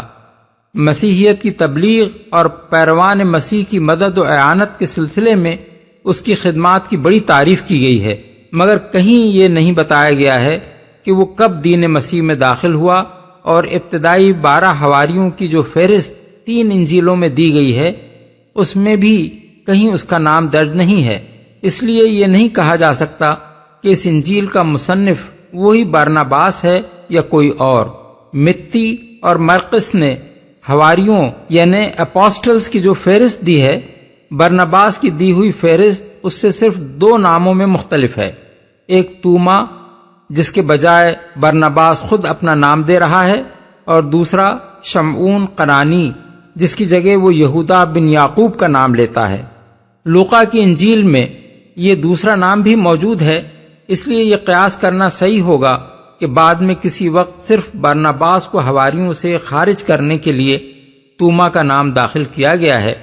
تاکہ اس کی انجیل سے پیچھا چھڑایا جا سکے، اور اس طرح کے تغیرات اپنی مذہبی کتابوں میں کر لینا ان حضرات کے ہاں کوئی ناجائز کام نہیں رہا ہے۔ اس انجیل کو اگر کوئی شخص تعصب کے بغیر کھلی آنکھوں سے پڑھے اور نئے عہد نامے کی 4 انجیلوں سے اس کا مقابلہ کرے تو وہ یہ محسوس کیے بغیر نہیں رہ سکتا کہ یہ ان 4 سے بدرجہ برتر ہے۔ اس میں حضرت عیسیٰ علیہ السلام کے حالات زیادہ تفصیل کے ساتھ بیان ہوئے ہیں، اور اس طرح بیان ہوئے ہیں جیسے کوئی شخص فی الواقع وہاں سب کچھ دیکھ رہا تھا اور ان واقعات میں خود شریک تھا۔ 4 انجیلوں کی بے ربط داستانوں کے مقابلے میں یہ تاریخی بیان زیادہ مربوط بھی ہے، اور اس سے سلسلہ واقعات بھی زیادہ اچھی طرح سمجھ میں آتا ہے۔ حضرت عیسیٰ کی تعلیمات اس میں 4 انجیلوں کی بنسبت زیادہ واضح اور مفصل اور مؤثر طریقے سے بیان ہوئی ہیں۔ توحید کی تعلیم، شرک کی تردید، صفات باری تعالی، عبادات کی روح اور اخلاق فاضلہ کے مضامین اس میں بڑے ہی پرزور اور مدلل اور مفصل ہیں۔ جن سبق آموز تمثیلات کے پیرائے میں مسیح نے یہ مضامین بیان کیے ہیں ان کا عشر اشیر بھی 4 انجیلوں میں نہیں پایا جاتا۔ اس سے یہ بھی زیادہ تفصیل کے ساتھ معلوم ہوتا ہے کہ آن جناب اپنے شاگردوں کی تعلیم و تربیت کس حکیمانہ طریقے سے فرماتے تھے۔ حضرت عیسیٰ کی زبان، طرز بیان اور طبیعت و مزاج سے کوئی شخص اگر کچھ بھی آشنا ہو تو وہ اس انجیل کو پڑھ کر یہ ماننے پر مجبور ہوگا کہ یہ کوئی جعلی داستان نہیں ہے جو بعد میں کسی نے گھڑ لی ہو، بلکہ اس میں حضرت مسیح اناجیل اربع کی بنسبت اپنی اصلی شان میں بہت زیادہ نمایاں ہو کر ہمارے سامنے آتے ہیں، اور اس میں ان تضادات کا نام و نشان بھی نہیں ہے جو اناجیل اربع میں ان کے مختلف اقوال کے درمیان پایا جاتا ہے۔ اس انجیل میں حضرت عیسیٰ کی زندگی اور آپ کی تعلیمات ٹھیک ٹھیک ایک نبی کی زندگی اور تعلیمات کے مطابق نظر آتی ہیں۔ وہ اپنے آپ کو ایک نبی کی حیثیت سے پیش کرتے ہیں، تمام پچھلے انبیاء اور کتابوں کی تصدیق کرتے ہیں، صاف کہتے ہیں کہ انبیاء علیہم السلام کی تعلیمات کے سوا معرفت حق کا کوئی دوسرا ذریعہ نہیں ہے، اور جو انبیاء کو چھوڑتا ہے وہ دراصل خدا کو چھوڑتا ہے۔ توحید، رسالت اور آخرت کے ٹھیک وہی عقائد پیش کرتے ہیں جن کی تعلیم تمام انبیاء نے دی ہے۔ نماز، روزے اور زکوٰۃ کی تلقین کرتے ہیں، ان کی نمازوں کا جو ذکر بکثرت مقامات پر برنباس نے کیا ہے، اس سے پتہ چلتا ہے کہ یہی فجر، ظہر، عصر، مغرب، عشاء اور تہجد کے اوقات تھے جن میں وہ نماز پڑھتے تھے اور ہمیشہ نماز سے پہلے وضو فرماتے تھے۔ انبیاء میں سے وہ حضرت داؤد و سلیمان کو نبی قرار دیتے ہیں، حالانکہ یہودیوں اور عیسائیوں نے ان کو انبیاء کی فہرست سے خارج کر رکھا ہے۔ حضرت اسماعیل کو وہ ذبیح قرار دیتے ہیں اور ایک یہودی عالم سے اقرار کراتے ہیں کہ فی الواقع ذبیح حضرت اسماعیل ہی تھے، اور بنی اسرائیل نے زبردستی کھینچ تان کر کے حضرت اسحاق کو ذبیح بنا رکھا ہے۔ آخرت اور قیامت اور جنت و دوزخ کے متعلق ان کی تعلیمات قریب قریب وہی ہیں جو قرآن میں بیان ہوئی ہیں۔ 11 عیسائی جس وجہ سے انجیل برناباس کے مخالف ہیں، وہ دراصل یہ نہیں ہے کہ اس میں رسول اللہ صلی اللہ علیہ وسلم کے متعلق جگہ جگہ صاف اور واضح بشارتیں ہیں، کیونکہ وہ تو حضور کی پیدائش سے بھی بہت پہلے اس انجیل کو رد کر چکے تھے۔ ان کی ناراضگی کی اصل وجہ کو سمجھنے کے لیے تھوڑی سی تفصیلی بحث درکار ہے۔ حضرت عیسیٰ علیہ السلام کے ابتدائی پیرو آپ کو صرف نبی مانتے تھے، موسوی شریعت کا اتباع کرتے تھے، عقائد اور احکام اور عبادات کے معاملے میں اپنے آپ کو دوسرے بنی اسرائیل سے قطعاً الگ نہ سمجھتے تھے، اور یہودیوں سے ان کا اختلاف صرف اس امر میں تھا کہ یہ حضرت عیسیٰ کو مسیح تسلیم کر کے ان پر ایمان لائے تھے اور وہ ان کو مسیح ماننے سے انکار کرتے تھے۔ بعد میں جب سینٹ پال اس جماعت میں داخل ہوا تو اس نے رومیوں، یونانیوں اور دوسرے غیر یہودی اور غیر اسرائیلی لوگوں میں بھی اس دین کی تبلیغ و اشاعت شروع کر دی، اور اس غرض کے لیے ایک نیا دین بنا ڈالا جس کے عقائد اور اصول اور احکام اس دین سے بالکل مختلف تھے جسے حضرت عیسیٰ علیہ السلام نے پیش کیا تھا۔ اس شخص نے حضرت عیسیٰ کی کوئی صحبت نہیں پائی تھی، بلکہ ان کے زمانے میں وہ ان کا سخت مخالف تھا، اور ان کے بعد بھی کئی سال تک ان کے پیرووں کا دشمن بنا رہا۔ پھر جب اس جماعت میں داخل ہو کر اس نے ایک نیا دین بنانا شروع کیا، اس وقت بھی اس نے حضرت عیسیٰ کے کسی قول کی سند نہیں پیش کی، بلکہ اپنے کشف و الہام کو بنیاد بنایا۔ اس نئے دین کی تشکیل میں اس کے پیش نظر بس یہ مقصد تھا کہ دین ایسا ہو جسے عام غیر یہودی یعنی جینٹائل دنیا قبول کر لے۔ اس نے اعلان کر دیا کہ ایک عیسائی شریعت یہود کی تمام پابندیوں سے آزاد ہے۔ اس نے کھانے پینے میں حرام و حلال کی ساری قیود ختم کر دیں۔ اس نے ختنہ کے حکم کو بھی منسوخ کر دیا جو غیر یہودی دنیا کو خاص طور پر ناگوار تھا، حتیٰ کہ اس نے مسیح کی الوہیت اور ان کے ابن خدا ہونے اور صلیب پر جان دے کر اولاد آدم کے پیدائشی گناہ کا کفارہ بن جانے کا عقیدہ بھی تصنیف کر ڈالا، کیونکہ عام مشرکین کے مزاج سے یہ بہت مناسبت رکھتا تھا۔ مسیح کے ابتدائی پیرووں نے ان بدعات کی مزاحمت کی، مگر سینٹ پال نے جو دروازہ کھولا تھا اس سے غیر یہودی عیسائیوں کا ایک ایسا زبردست سیلاب اس مذہب میں داخل ہو گیا جس کے مقابلے میں وہ مٹھی بھر لوگ کسی طرح نہ ٹھہر سکے۔ تاہم تیسری صدی عیسوی کے اختتام تک بکثرت لوگ ایسے موجود تھے جو مسیح کی الوہیت کے عقیدے سے انکار کرتے تھے، مگر چوتھی صدی کے آغاز یعنی 325 عیسوی میں نیقیہ کی کونسل نے پولوسی عقائد کو قطعی طور پر مسیحیت کا مسلم مذہب قرار دے دیا، اور پھر رومی سلطنت خود عیسائی ہو گئی، اور قیصر تھیوڈوسس کے زمانے میں یہی مذہب سلطنت کا سرکاری مذہب بن گیا۔ اس کے بعد قدرتی بات تھی کہ وہ تمام کتابیں جو اس عقیدے کے خلاف ہوں مردود قرار دے دی جائیں، اور صرف وہی کتابیں معتبر ٹھہرائی جائیں جو اس عقیدے سے مطابقت رکھتی ہوں۔ سن 367 میں پہلی مرتبہ اتھاناسیوس کے ایک خط کے ذریعے معتبر و مسلم کتابوں کے ایک مجموعے کا اعلان کیا گیا، اور پھر اس کی توثیق سن 382 میں پوپ ڈیمیسیس کے زیر صدارت ایک مجلس نے کی، اور 5ویں صدی کے آخر میں پوپ گلاسیوس نے اس مجموعے کو مسلم قرار دینے کے ساتھ ساتھ ان کتابوں کی ایک فہرست مرتب کر دی جو غیر مسلم تھیں۔ حالانکہ جن پولوسی عقائد کو بنیاد بنا کر مذہبی کتابوں کے معتبر اور غیر معتبر ہونے کا یہ فیصلہ کیا گیا تھا، ان کے متعلق کبھی کوئی عیسائی عالم یہ دعویٰ نہیں کر سکا ہے کہ ان میں سے کسی عقیدے کی تعلیم خود حضرت عیسیٰ علیہ السلام نے دی تھی، بلکہ معتبر کتابوں کے مجموعے میں جو انجیلیں شامل ہیں، خود ان میں بھی حضرت عیسیٰ کے اپنے کسی قول سے ان عقائد کا ثبوت نہیں ملتا۔ انجیل برناباس ان غیر مسلم کتابوں میں اس لیے شامل کی گئی کہ وہ مسیحیت کے اس سرکاری عقیدے کے بالکل خلاف تھی۔ اس کا مصنف کتاب کے آغاز ہی میں اپنا مقصد تصنیف یہ بیان کرتا ہے کہ ان لوگوں کے خیالات کی اصلاح کی جائے جو شیطان کے دھوکے میں آ کر یسوع کو ابن اللہ قرار دیتے ہیں، ختنہ کو غیر ضروری ٹھہراتے ہیں اور حرام کھانوں کو حلال کر دیتے ہیں، جن میں سے ایک دھوکہ کھانے والا پولوس بھی ہے۔ وہ بتاتا ہے کہ جب حضرت عیسیٰ دنیا میں موجود تھے، اس زمانے میں ان کے معجزات کو دیکھ کر سب سے پہلے مشرک رومی سپاہیوں نے ان کو خدا اور بعض نے خدا کا بیٹا کہنا شروع کیا۔ پھر یہ چھوت بنی اسرائیل کے عوام کو بھی لگ گئی۔ اس پر حضرت عیسیٰ سخت پریشان ہوئے۔ انہوں نے بار بار نہایت شدت کے ساتھ اپنے متعلق اس غلط عقیدے کی تردید کی اور ان لوگوں پر لعنت بھیجی جو ان کے متعلق ایسی باتیں کہتے تھے۔ پھر انہوں نے اپنے شاگردوں کو پورے یہودیہ میں اس عقیدے کی تردید کے لیے بھیجا اور ان کی دعا سے شاگردوں کے ہاتھوں بھی وہی معجزے صادر کرائے گئے جو خود حضرت عیسیٰ سے صادر ہوتے تھے، تاکہ لوگ اس غلط خیال سے باز آ جائیں کہ جس شخص سے یہ معجزے صادر ہو رہے ہیں وہ خدا یا خدا کا بیٹا ہے۔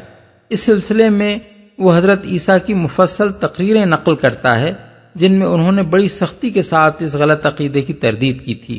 اور جگہ جگہ یہ بتاتا ہے کہ جناب اس گمراہی کے پھیلنے پر کس قدر پریشان تھے۔ مزید برآں وہ اس پولوسی عقیدے کی بھی صاف صاف تردید کرتا ہے کہ مسیح علیہ السلام نے صلیب پر جان دی تھی۔ وہ اپنے چشم دید حالات یہ بیان کرتا ہے کہ جب یہودا اسکریوتی یہودیوں کے سردار کاہن سے رشوت لے کر حضرت عیسیٰ کو گرفتار کرانے کے لیے سپاہیوں کو لے کر آیا تو اللہ تعالیٰ کے حکم سے 4 فرشتے جناب کو اٹھا لے گئے، اور یہودا اسکریوتی کی شکل اور آواز بالکل وہی کر دی گئی جو حضرت عیسیٰ کی تھی۔ صلیب پر وہی چڑھایا گیا تھا، نہ کہ حضرت عیسیٰ۔ اس طرح یہ انجیل پولوسی مسیحیت کی جڑ کاٹ دیتی ہے اور قرآن کے بیان کی پوری توثیق کرتی ہے، حالانکہ نزول قرآن سے 115 سال پہلے اس کے ان بیانات ہی کی بنا پر مسیحی پادری اسے رد کر چکے تھے۔ 12 اس بحث سے یہ بات واضح ہو جاتی ہے کہ انجیل برناباس در حقیقت اناجیل 4 سے زیادہ معتبر انجیل ہے۔ مسیح علیہ السلام کی تعلیمات اور سیرت اور اقوال کی صحیح ترجمانی کرتی ہے، اور یہ عیسائیوں کی اپنی بدقسمتی ہے کہ اس انجیل کے ذریعے سے اپنے عقائد کی تصحیح اور حضرت مسیح کی اصل تعلیمات کو جاننے کا جو موقع ان کو ملا تھا اسے محض ضد کی بنا پر انہوں نے کھو دیا۔ اس کے بعد ہم پورے اطمینان کے ساتھ وہ بشارتیں نقل کر سکتے ہیں جو رسول اللہ صلی اللہ علیہ وسلم کے بارے میں برناباس نے حضرت عیسیٰ سے روایت کی ہیں۔ ان بشارتوں میں کہیں حضرت عیسیٰ حضور کا نام لیتے ہیں، کہیں رسول اللہ کہتے ہیں، کہیں آپ کے لیے مسیح کا لفظ استعمال کرتے ہیں، کہیں قابل تعریف یعنی ایڈمائربل کہتے ہیں، اور کہیں صاف صاف ایسے فقرے ارشاد فرماتے ہیں جو بالکل لا الہ الا اللہ محمد الرسول اللہ کے ہم معنی ہیں۔ ہمارے لیے ان ساری بشارتوں کو نقل کرنا مشکل ہے کیونکہ وہ اتنی زیادہ ہیں اور جگہ جگہ مختلف پیرایوں اور سیاق و سباق میں آئی ہیں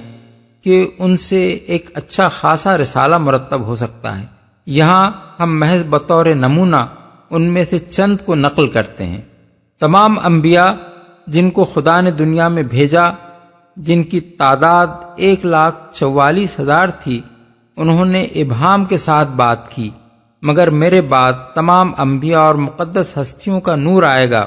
جو انبیاء کی کہی ہوئی باتوں کے اندھیرے پر روشنی ڈال دے گا، کیونکہ وہ خدا کا رسول ہے۔ باب 17 فریسیوں اور لاویوں نے کہا، اگر تو نہ مسیح ہے، نہ الیاس، نہ کوئی اور نبی، تو کیوں تو نئی تعلیم دیتا ہے اور اپنے آپ کو مسیح سے بھی زیادہ بنا کر پیش کرتا ہے؟ یسوع نے جواب دیا، جو معجزے خدا میرے ہاتھ سے دکھاتا ہے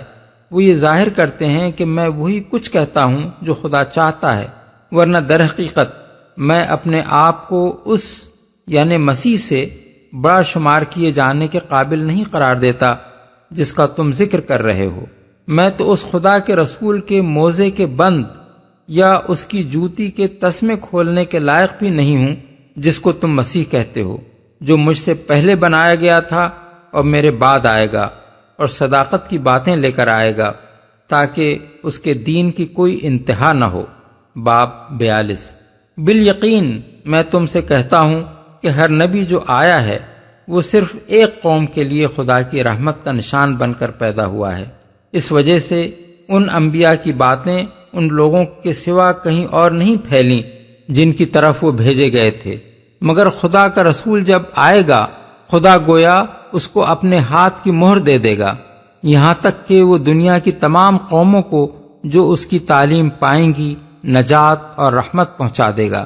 وہ بے خدا لوگوں پر اقتدار لے کر آئے گا اور بت پرستی کا ایسا قلع قمع کرے گا کہ شیطان پریشان ہو جائے گا۔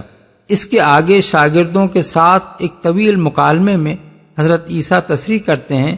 کہ وہ بنی اسماعیل میں سے ہوگا۔ باب 43۔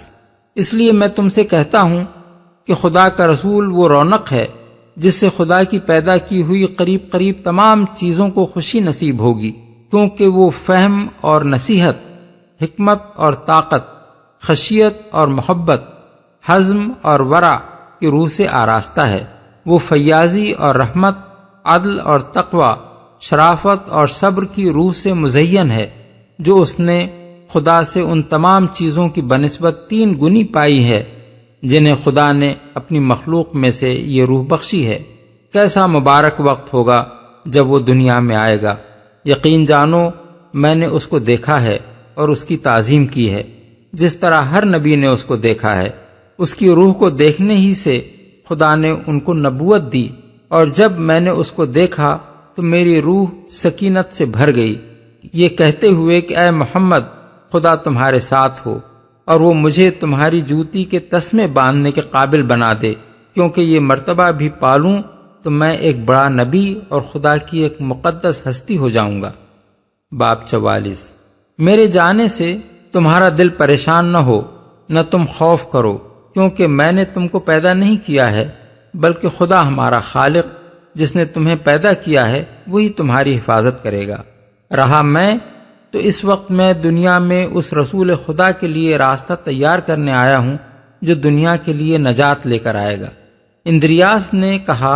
استاد ہمیں اس کی نشانی بتا دے تاکہ ہم اسے پہچان لیں۔ یسوع نے جواب دیا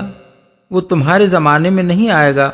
بلکہ تمہارے کچھ سال بعد آئے گا، جبکہ میری انجیل ایسی مسخ ہو چکی ہوگی کہ مشکل سے کوئی 30 آدمی مومن باقی رہ جائیں گے۔ اس وقت اللہ دنیا پر رحم فرمائے گا اور اپنے رسول کو بھیجے گا جس کے سر پر سفید بادل کا سایہ ہوگا، جس سے وہ خدا کا برگزیدہ جانا جائے گا،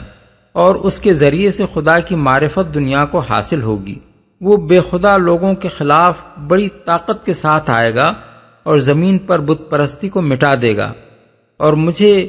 اس کی بڑی خوشی ہے کیونکہ اس کے ذریعے سے ہمارا خدا پہچانا جائے گا اور اس کی تقدیس ہوگی، اور میری صداقت دنیا کو معلوم ہوگی، اور وہ ان لوگوں سے انتقام لے گا جو مجھے انسان سے بڑھ کر کچھ قرار دیں گے۔ وہ ایک ایسی صداقت کے ساتھ آئے گا جو تمام انبیاء کی لائی ہوئی صداقت سے زیادہ واضح ہوگی۔ باب 72۔ خدا کا عہد یروشلم میں معبد سلیمان کے اندر کیا گیا تھا، نہ کہ کہیں اور، مگر میری بات کا یقین کرو کہ ایک وقت آئے گا جب خدا اپنی رحمت ایک اور شہر میں نازل فرمائے گا، پھر ہر جگہ اس کی صحیح عبادت ہو سکے گی، اور اللہ اپنی رحمت سے ہر جگہ سچی نماز کو قبول فرمائے گا۔ میں دراصل اسرائیل کے گھرانے کی طرف نجات کا نبی بنا کر بھیجا گیا ہوں، مگر میرے بعد مسیح آئے گا خدا کا بھیجا ہوا تمام دنیا کی طرف، جس کے لیے خدا نے یہ ساری دنیا بنائی ہے۔ اس وقت ساری دنیا میں اللہ کی عبادت ہوگی اور اس کی رحمت نازل ہوگی۔ باب 83۔ یسوع نے سردار کاہن سے کہا زندہ خدا کی قسم جس کے حضور میری جان حاضر ہے، میں وہ مسیح نہیں ہوں جس کی آمد کا تمام دنیا کی قومیں انتظار کر رہی ہیں، جس کا وعدہ خدا نے ہمارے باپ ابراہیم سے یہ کہہ کر کیا تھا کہ تیری نسل کے وسیلے سے زمین کی سب قومیں برکت پائیں گی۔ پیدائش باب 22 آیت 18۔ مگر جب خدا مجھے دنیا سے لے جائے گا تو شیطان پھر یہ بغاوت برپا کرے گا کہ ناپرہیزگار لوگ مجھے خدا اور خدا کا بیٹا مانے، اس کی وجہ سے میری باتوں اور میری تعلیمات کو مسخ کر دیا جائے گا، یہاں تک کہ بمشکل 30 صاحب ایمان باقی رہ جائیں گے۔ اس وقت خدا دنیا پر رحم فرمائے گا اور اپنا رسول بھیجے گا جس کے لیے اس نے دنیا کی یہ ساری چیزیں بنائی ہیں، جو قوت کے ساتھ جنوب سے آئے گا اور بتوں کو بت پرستوں کے ساتھ برباد کر دے گا، جو شیطان سے وہ اقتدار چھین لے گا جو اس نے انسانوں پر حاصل کر لیا ہے۔ وہ خدا کی رحمت ان لوگوں کی نجات کے لیے اپنے ساتھ لائے گا جو اس پر ایمان لائیں گے، اور مبارک ہے وہ جو اس کی باتوں کو مانے۔ باب 96۔ سردار کاہن نے پوچھا، کیا خدا کے اس رسول کے بعد دوسرے نبی بھی آئیں گے؟ یسوع نے جواب دیا، اس کے بعد خدا کے بھیجے ہوئے سچے نبی نہیں آئیں گے، مگر بہت سے جھوٹے نبی آ جائیں گے جن کا مجھے بڑا غم ہے، کیونکہ شیطان خدا کے عادلانہ فیصلے کی وجہ سے ان کو اٹھائے گا اور وہ میری انجیل کے پردے میں اپنے آپ کو چھپائیں گے۔ باب 97۔ سردار کاہن نے پوچھا کہ وہ مسیح کس نام سے پکارا جائے گا اور کیا نشانیاں اس کی آمد کو ظاہر کریں گی؟ یسوع نے جواب دیا، اس مسیح کا نام قابل تعریف ہے، کیونکہ خدا نے جب اس کی روح پیدا کی تھی اس وقت اس کا یہ نام خود رکھا تھا، اور وہاں اسے ایک ملکوتی شان میں رکھا گیا تھا۔ خدا نے کہا، اے محمد انتظار کر، کیونکہ تیری ہی خاطر میں جنت، دنیا اور بہت سی مخلوق پیدا کروں گا اور اس کو تجھے تحفے کے طور پر دوں گا، یہاں تک کہ جو تیری تبریک کرے گا اسے برکت دی جائے گی، اور جو تجھ پر لعنت کرے گا اس پر لعنت کی جائے گی۔ جب میں تجھے دنیا کی طرف بھیجوں گا تو میں تجھ کو اپنے پیغامبر نجات کی حیثیت سے بھیجوں گا۔ تیری بات سچی ہوگی، یہاں تک کہ زمین و آسمان ٹل جائیں گے مگر تیرا دین نہیں ٹلے گا، سو اس کا مبارک نام محمد ہے۔ باب 97۔ بارنباس لکھتا ہے کہ ایک موقع پر شاگردوں کے سامنے حضرت عیسیٰ نے بتایا کہ میرے ہی شاگردوں میں سے ایک، جو بعد میں یہودا اسکریوتی نکلا، مجھے 30 سکوں کے عوض دشمنوں کے ہاتھ بیچ دے گا۔ پھر فرمایا، اس کے بعد مجھے یقین ہے کہ جو مجھے بیچے گا وہی میرے نام سے مارا جائے گا، کیونکہ خدا مجھے زمین سے اوپر اٹھا لے گا اور اس غدار کی صورت ایسی بدل دے گا کہ ہر شخص یہ سمجھے گا کہ وہ میں ہی ہوں۔ تاہم جب وہ ایک بری موت مرے گا تو ایک مدت تک میری ہی تذلیل ہوتی رہے گی،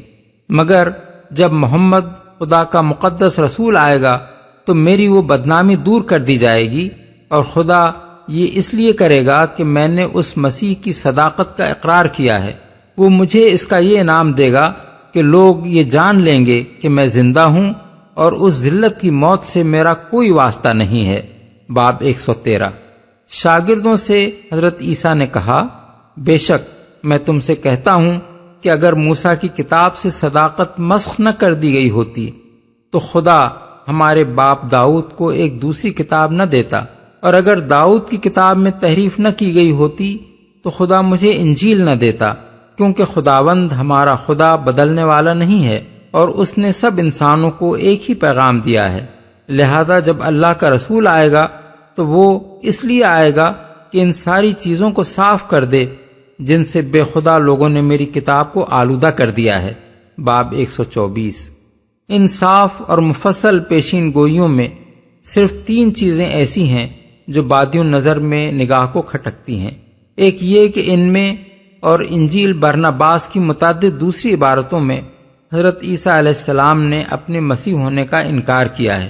دوسری یہ کہ صرف انہی عبارتوں میں نہیں بلکہ اس انجیل کے بہت سے مقامات پر رسول اللہ صلی اللہ علیہ وسلم کا اصل عربی نام محمد لکھا گیا ہے، حالانکہ یہ انبیاء کی پیشین گوئیوں کا عام طریقہ نہیں ہے کہ بعد کی آنے والی کسی ہستی کا اصل نام لیا جائے۔ تیسری یہ کہ اس میں حضرت صلی اللہ علیہ وسلم کو مسیح کہا گیا ہے۔ پہلے شبہ کا جواب یہ ہے کہ صرف انجیل برنباس ہی میں نہیں بلکہ لوقا کی انجیل میں بھی یہ ذکر موجود ہے کہ حضرت عیسیٰ نے اپنے شاگردوں کو اس بات سے منع کیا تھا کہ وہ آپ کو مسیح کہیں۔ لوقا کے الفاظ یہ ہیں، اس نے ان سے کہا، لیکن تم مجھے کیا کہتے ہو؟ پطرس نے جواب میں کہا، خدا کا مسیح۔ اس نے ان کو تاکید کر کے حکم دیا کہ یہ کسی سے نہ کہنا۔ باب 9 آیات 20-21۔ غالباً اس کی وجہ یہ تھی کہ بنی اسرائیل جس مسیح کے منتظر تھے اس کے متعلق ان کا خیال یہ تھا کہ وہ تلوار کے زور سے دشمنان حق کو مغلوب کرے گا، اس لیے حضرت عیسیٰ علیہ السلام نے فرمایا کہ وہ مسیح میں نہیں ہوں بلکہ وہ میرے بعد آنے والا ہے۔ دوسرے شبے کا جواب یہ ہے کہ برناباس کا جو اطالوی ترجمہ اس وقت دنیا میں موجود ہے اس کے اندر تو حضور کا نام بے شک محمد لکھا ہوا ہے، مگر یہ کسی کو بھی معلوم نہیں ہے کہ یہ کتاب کن کن زبانوں سے ترجمہ در ترجمہ ہوتی ہوئی اطالوی زبان میں پہنچی ہے۔ ظاہر ہے کہ اصل انجیل بارناباس سریانی زبان میں ہوگی، کیونکہ وہ حضرت عیسیٰ اور ان کے ساتھیوں کی زبان تھی۔ اگر وہ اصل کتاب دستیاب ہوتی تو دیکھا جا سکتا تھا کہ اس میں حضرت صلی اللہ علیہ وسلم کا اسم گرامی کیا لکھا گیا تھا۔ اب جو کچھ قیاس کیا جا سکتا ہے وہ یہ ہے کہ اصل میں تو حضرت عیسیٰ نے لفظ منحمنا استعمال کیا ہوگا، جیسا کہ ہم ابن اسحاق کے دیے ہوئے انجیل یوحنا کے حوالے سے بتا چکے ہیں۔ پھر مختلف مترجموں نے اپنی اپنی زبانوں میں اس کے ترجمے کر دیے ہوں گے۔ اس کے بعد غالباً کسی مترجم نے یہ دیکھ کر کہ پیشین گوئی میں آنے والے کا جو نام بتایا گیا ہے وہ بالکل لفظ محمد کا ہم معنی ہے، آپ کا یہی اسم گرامی لکھ دیا ہوگا۔ اس لیے صرف اس نام کی تصریح یہ شبہ پیدا کرنے کے لیے ہرگز کافی نہیں ہے کہ پوری انجیل برناباس کسی مسلمان نے جعلی تصنیف کر دی ہے۔ تیسرے شبے کا جواب یہ ہے کہ لفظ مسیح در حقیقت ایک اسرائیلی اصطلاح ہے جسے قرآن مجید میں مخصوص طور پر حضرت عیسیٰ کے لیے صرف اس بنا پر استعمال کیا گیا ہے کہ یہودی ان کے مسیح ہونے کا انکار کرتے تھے، ورنہ یہ نہ قرآن کی اصطلاح ہے نہ قرآن میں کہیں اس کو اسرائیلی اصطلاح کے معنوں میں استعمال کیا گیا ہے۔ اس لیے رسول اللہ صلی اللہ علیہ وسلم کے حق میں اگر حضرت عیسیٰ علیہ السلام نے لفظ مسیح استعمال کیا ہو اور قرآن میں آپ کے لیے یہ لفظ استعمال نہ کیا گیا ہو تو اس سے یہ نتیجہ نہیں نکالا جا سکتا کہ انجیل برناباس آپ کی طرف کوئی ایسی چیز منسوب کرتی ہے جس سے قرآن انکار کرتا ہے۔ دراصل بنی اسرائیل کے ہاں قدیم طریقہ یہ تھا کہ کسی چیز یا کسی شخص کو جب کسی مقدس مقصد کے لیے مختص کیا جاتا تھا تو اس چیز پر یا اس شخص کے سر پر تیل مل کر اسے متبرک یعنی کانسیکریٹ کر دیا جاتا تھا۔ عبرانی زبان میں تیل ملنے کے اس فعل کو مسح کہتے تھے، اور جس پر یہ ملا جاتا تھا اسے مسیح کہا جاتا تھا۔ عبادت گاہ کے ظروف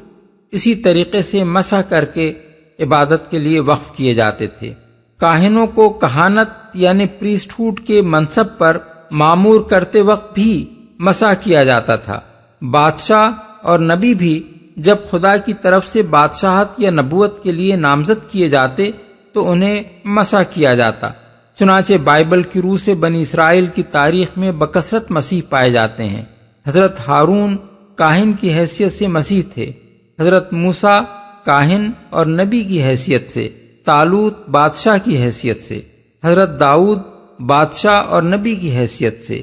ملک صدق بادشاہ اور کاہن کی حیثیت سے، اور حضرت الیسع نبی کی حیثیت سے مسیح تھے۔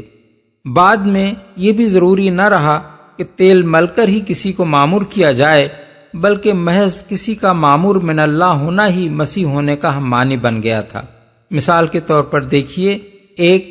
سلاطین باب 19 میں ذکر آیا ہے کہ خدا نے حضرت الیاس یعنی ایلیا کو حکم دیا کہ حزائیل کو مسح کر کہ آرام یعنی دمشق کا بادشاہ ہو، اور نمسی کے بیٹے یاہو کو مسح کر کہ اسرائیل کا بادشاہ ہو، اور الیشا یعنی الیسا کو مسح کر کہ تیری جگہ نبی ہو۔ ان میں سے کسی کے سر پر بھی تیل نہیں ملا گیا، بس خدا کی طرف سے ان کی ماموریت کا فیصلہ سنا دینا ہی گویا انہیں مسح کر دینا تھا۔ پس اسرائیلی تصور کے مطابق لفظ مسیح در حقیقت معمور من اللہ کا ہم معنی تھا، اور اسی معنی میں حضرت عیسیٰ علیہ السلام نے رسول اللہ صلی اللہ علیہ وسلم کے لیے اس لفظ کو استعمال کیا تھا۔ لفظ مسیح کے اسرائیلی مفہوم کی تشریح کے لیے ملاحظہ ہو سائیکلوپیڈیا آف ببلیکل لٹریچر، لفظ یہ سیاہ، یہ تو صریح دھوکہ ہے۔ اصل میں لفظ سحر استعمال ہوا ہے۔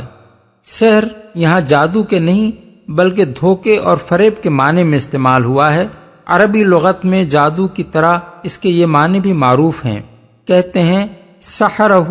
اے خدعہ، اس نے فلاں شخص پر سحر کیا، یعنی اس کو فریب دیا۔ دل چھین لینے والی آنکھ کو عین ساحرتن کہا جاتا ہے، یعنی ساحر آنکھ۔ جس زمین میں ہر طرف سراب ہی سراب نظر آئے اس کو ارض ساحرتن کہتے ہیں۔ چاندی کو ملمع کر کے سونے جیسا کر دیا جائے تو کہتے ہیں سحرت الفدۃ۔ پس آیت کا مطلب یہ ہے کہ جب وہ نبی جس کے آنے کی بشارت عیسیٰ علیہ السلام نے دی تھی اپنے نبی ہونے کی بین نشانیوں کے ساتھ آ گیا تو بنی اسرائیل اور امت عیسیٰ نے اس کے دعوی نبوت کو سری فریب قرار دیا۔ ومن أظلم ممن افترى على الله الكذب وهو يدعى إلى الإسلام والله لا يهدي القوم الظالمين۔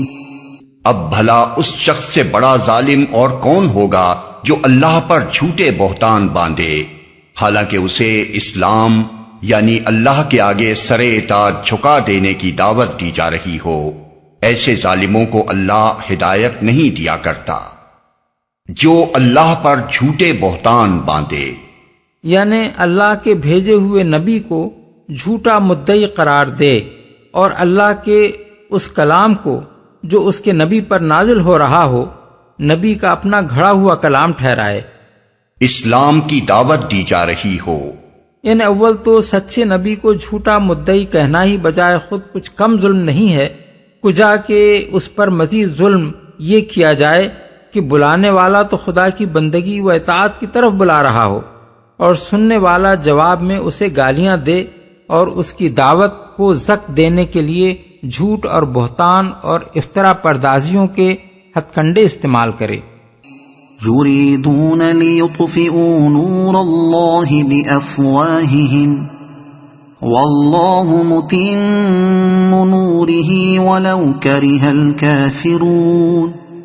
یہ لوگ اپنے منہ کی پھوکوں سے اللہ کے نور کو بجھانا چاہتے ہیں اور اللہ کا فیصلہ یہ ہے کہ وہ اپنے نور کو پورا پھیلا کر رہے گا خواہ کافروں کو یہ کتنا ہی ناگوار ہو۔ یہ بات نگاہ میں رہے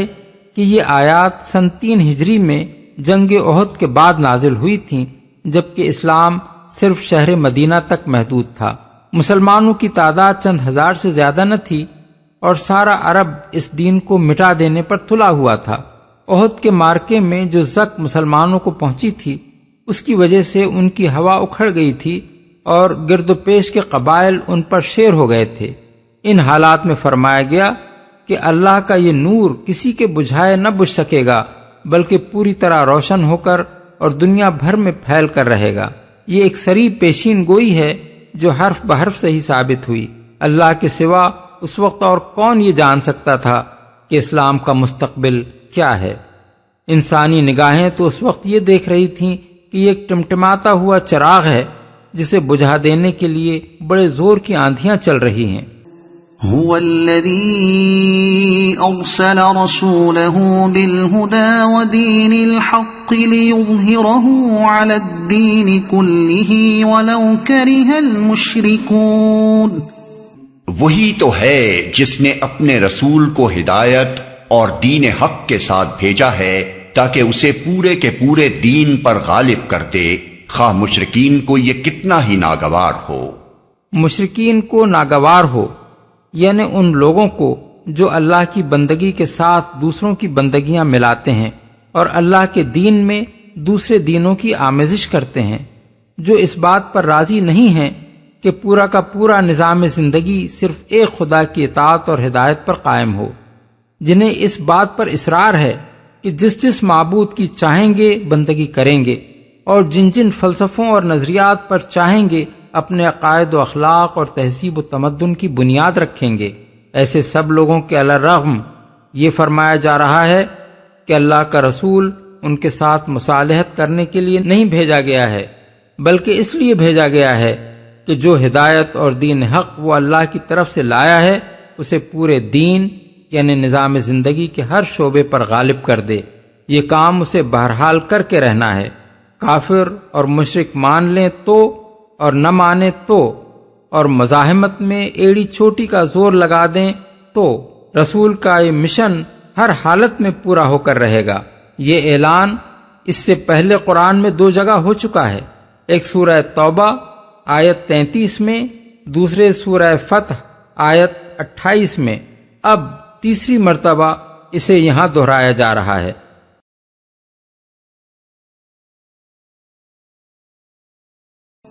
يا أيها الذين آمنوا هل أدلكم على تجارة تنجيكم من عذاب أليم؟ اے لوگو جو ایمان لائے ہو، میں بتاؤں تم کو وہ تجارت جو تمہیں عذاب علیم سے بچا دے۔ وہ تجارت وہ چیز ہے جس میں آدمی اپنا مال، وقت، محنت اور ذہانت و قابلیت اس لیے کھپاتا ہے کہ اس سے نفع حاصل ہو۔ اسی رعایت سے یہاں ایمان اور جہاد فی سبیل اللہ کو تجارت کہا گیا ہے۔ مطلب یہ ہے کہ اس راہ میں اپنا سب کچھ کھپاؤ گے تو وہ نفع تمہیں حاصل ہوگا جو آگے بیان کیا جا رہا ہے۔ یہی مضمون سورہ توبہ آیت 111 میں ایک اور طریقے سے بیان کیا گیا ہے۔ تؤمنون بالله ورسوله وتجاهدون في سبيل الله بأموالكم وأنفسكم ذلكم خير لكم إن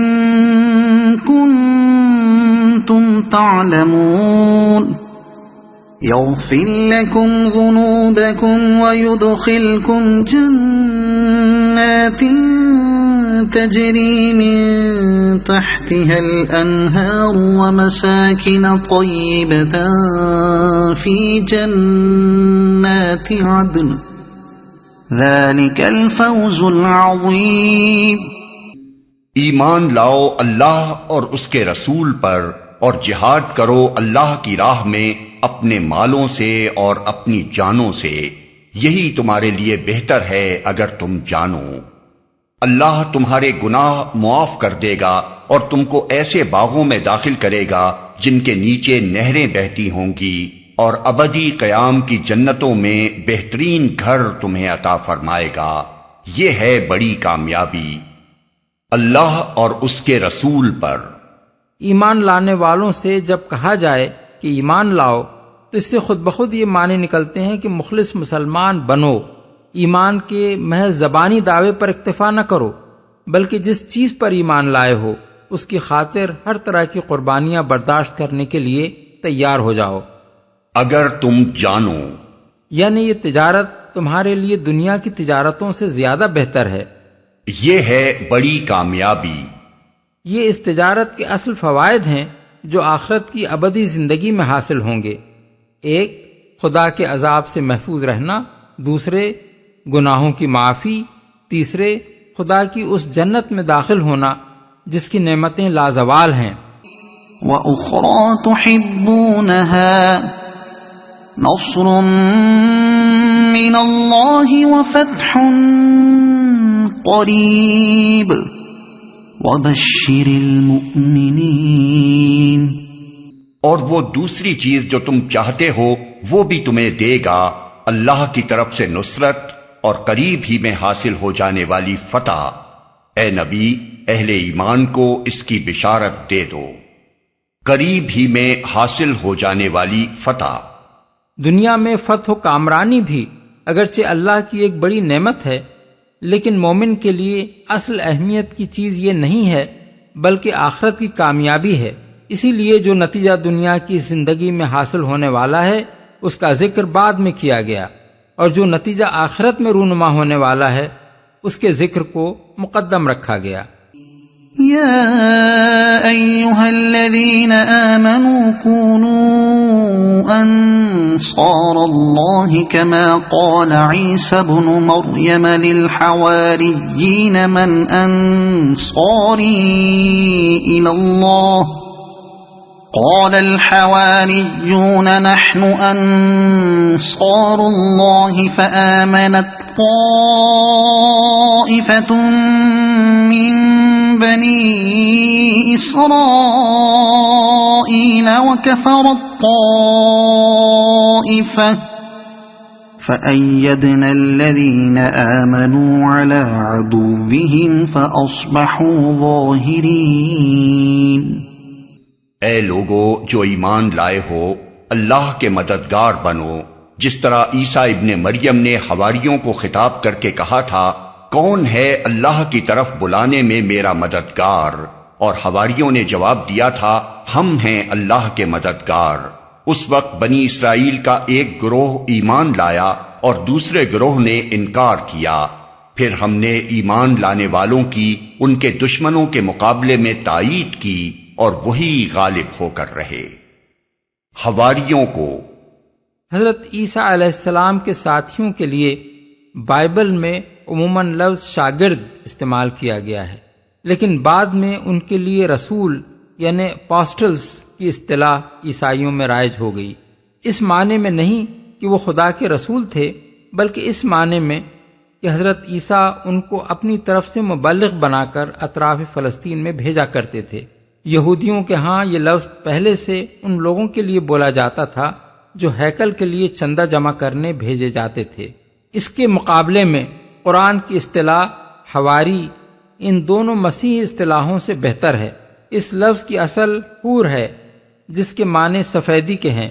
دھوبی کو حواری کہتے ہیں کیونکہ وہ کپڑے دھو کر سفید کر دیتا ہے۔ خالص اور بے آمیز چیز کو بھی حواری کہا جاتا ہے۔ جس آٹے کو چھان کر بھوسی نکال دی گئی ہو اسے پوارا کہتے ہیں۔ اسی معنی میں خالص دوست اور بے غرض حامی کے لیے یہ لفظ بولا جاتا ہے۔ ابن سیدہ کہتا ہے، ہر وہ شخص جو کسی کی مدد کرنے میں مبالغہ کرے وہ اس کا حواری ہے۔ لسان العرب۔ ہم ہیں اللہ کے مددگار۔ یہ آخری مقام ہے جہاں قرآن مجید میں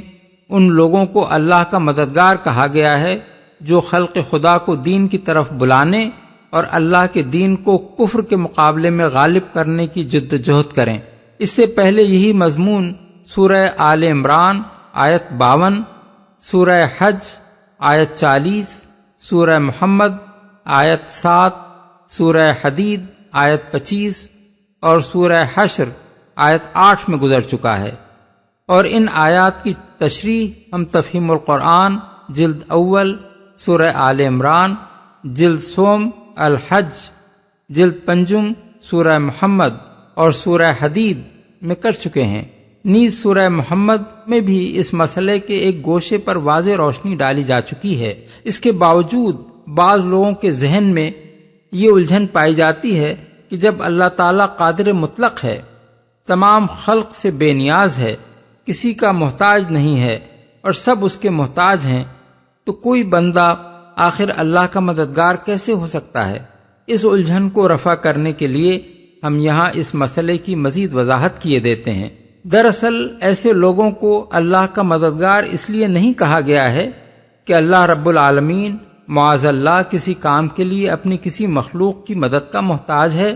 بلکہ یہ اس لیے فرمایا گیا ہے کہ زندگی کے جس دائرے میں اللہ تعالیٰ نے خود انسان کو کفر و ایمان اور طاعت و معصیت کی آزادی بخشی ہے، اس میں وہ لوگوں کو اپنی قوت قاہرہ سے کام لے کر بجبر مومن و مطیع نہیں بناتا، بلکہ اپنے انبیاء اور اپنی کتابوں کے ذریعے سے ان کو راہ راست دکھانے کے لیے تذکیر و تعلیم اور تفہیم و تلقین کا طریقہ اختیار فرماتا ہے۔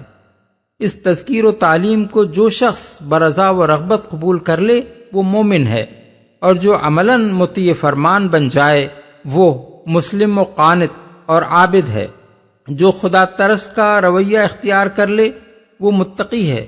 جو نیکیوں کی طرف سبقت کرنے لگے وہ محسن ہے، اور اس سے مزید ایک قدم آگے بڑھ کر جو اسی تذکیر و تعلیم کے ذریعے سے بندگان خدا کی اصلاح کے لیے کفر اور فسق کی جگہ اللہ کی اطاعت کا نظام قائم کرنے کے لیے کام کرنے لگے، اسے اللہ تعالیٰ خود اپنا مددگار قرار دیتا ہے، جیسا کہ آیات مذکورہ بالا میں کئی جگہ بالفاظ صریح ارشاد ہوا ہے۔ اگر اصل مقصود اللہ کا نہیں بلکہ اللہ کے دین کا مددگار کہنا ہوتا تو انصار اللہ کے بجائے انصار دین اللہ فرمایا جاتا، ینصرون اللہ کے بجائے ینصرون دین اللہ فرمایا جاتا، ان تنصروا اللہ کی بجائے ان تنصروا دین اللہ فرمایا جاتا۔ جب ایک مضمون کو ادا کرنے کے لیے اللہ تعالیٰ نے پے در پے کئی مقامات پر ایک ہی طرز بیان اختیار فرمایا ہے تو یہ اس بات پر صریح دلالت کرتا ہے کہ اصل مقصود ایسے لوگوں کو اللہ کا مددگار ہی کہنا ہے، مگر یہ مددگاری نعوذ باللہ اس معنی میں نہیں ہے کہ یہ لوگ اللہ تعالیٰ کی کوئی ضرورت پوری کرتے ہیں جس کے لیے وہ ان کی مدد کا محتاج ہے، بلکہ یہ اس معنی میں ہے کہ یہ لوگ اسی کام میں حصہ لیتے ہیں جسے اللہ تعالیٰ اپنی قوت قاہرہ کے ذریعے سے کرنے کے بجائے اپنے انبیاء اور اپنی کتابوں کے ذریعے سے کرنا چاہتا ہے۔ وہی غالب ہو کر رہے۔ مسیح پر ایمان نہ لانے والوں سے مراد یہودی اور ایمان لانے والوں سے مراد عیسائی اور مسلمان دونوں ہیں، اور اللہ تعالیٰ نے ان دونوں کو مسیح کے منکرین پر غلبہ عطا فرمایا۔ اس بات کو یہاں بیان کرنے سے مقصود مسلمانوں کو یہ یقین دلانا ہے کہ جس طرح پہلے حضرت عیسیٰ کے ماننے والے ان کا انکار کرنے والوں پر غالب آ چکے ہیں، اسی طرح اب محمد صلی اللہ علیہ وسلم کے ماننے والے آپ کا انکار کرنے والوں پر غالب آئیں گے۔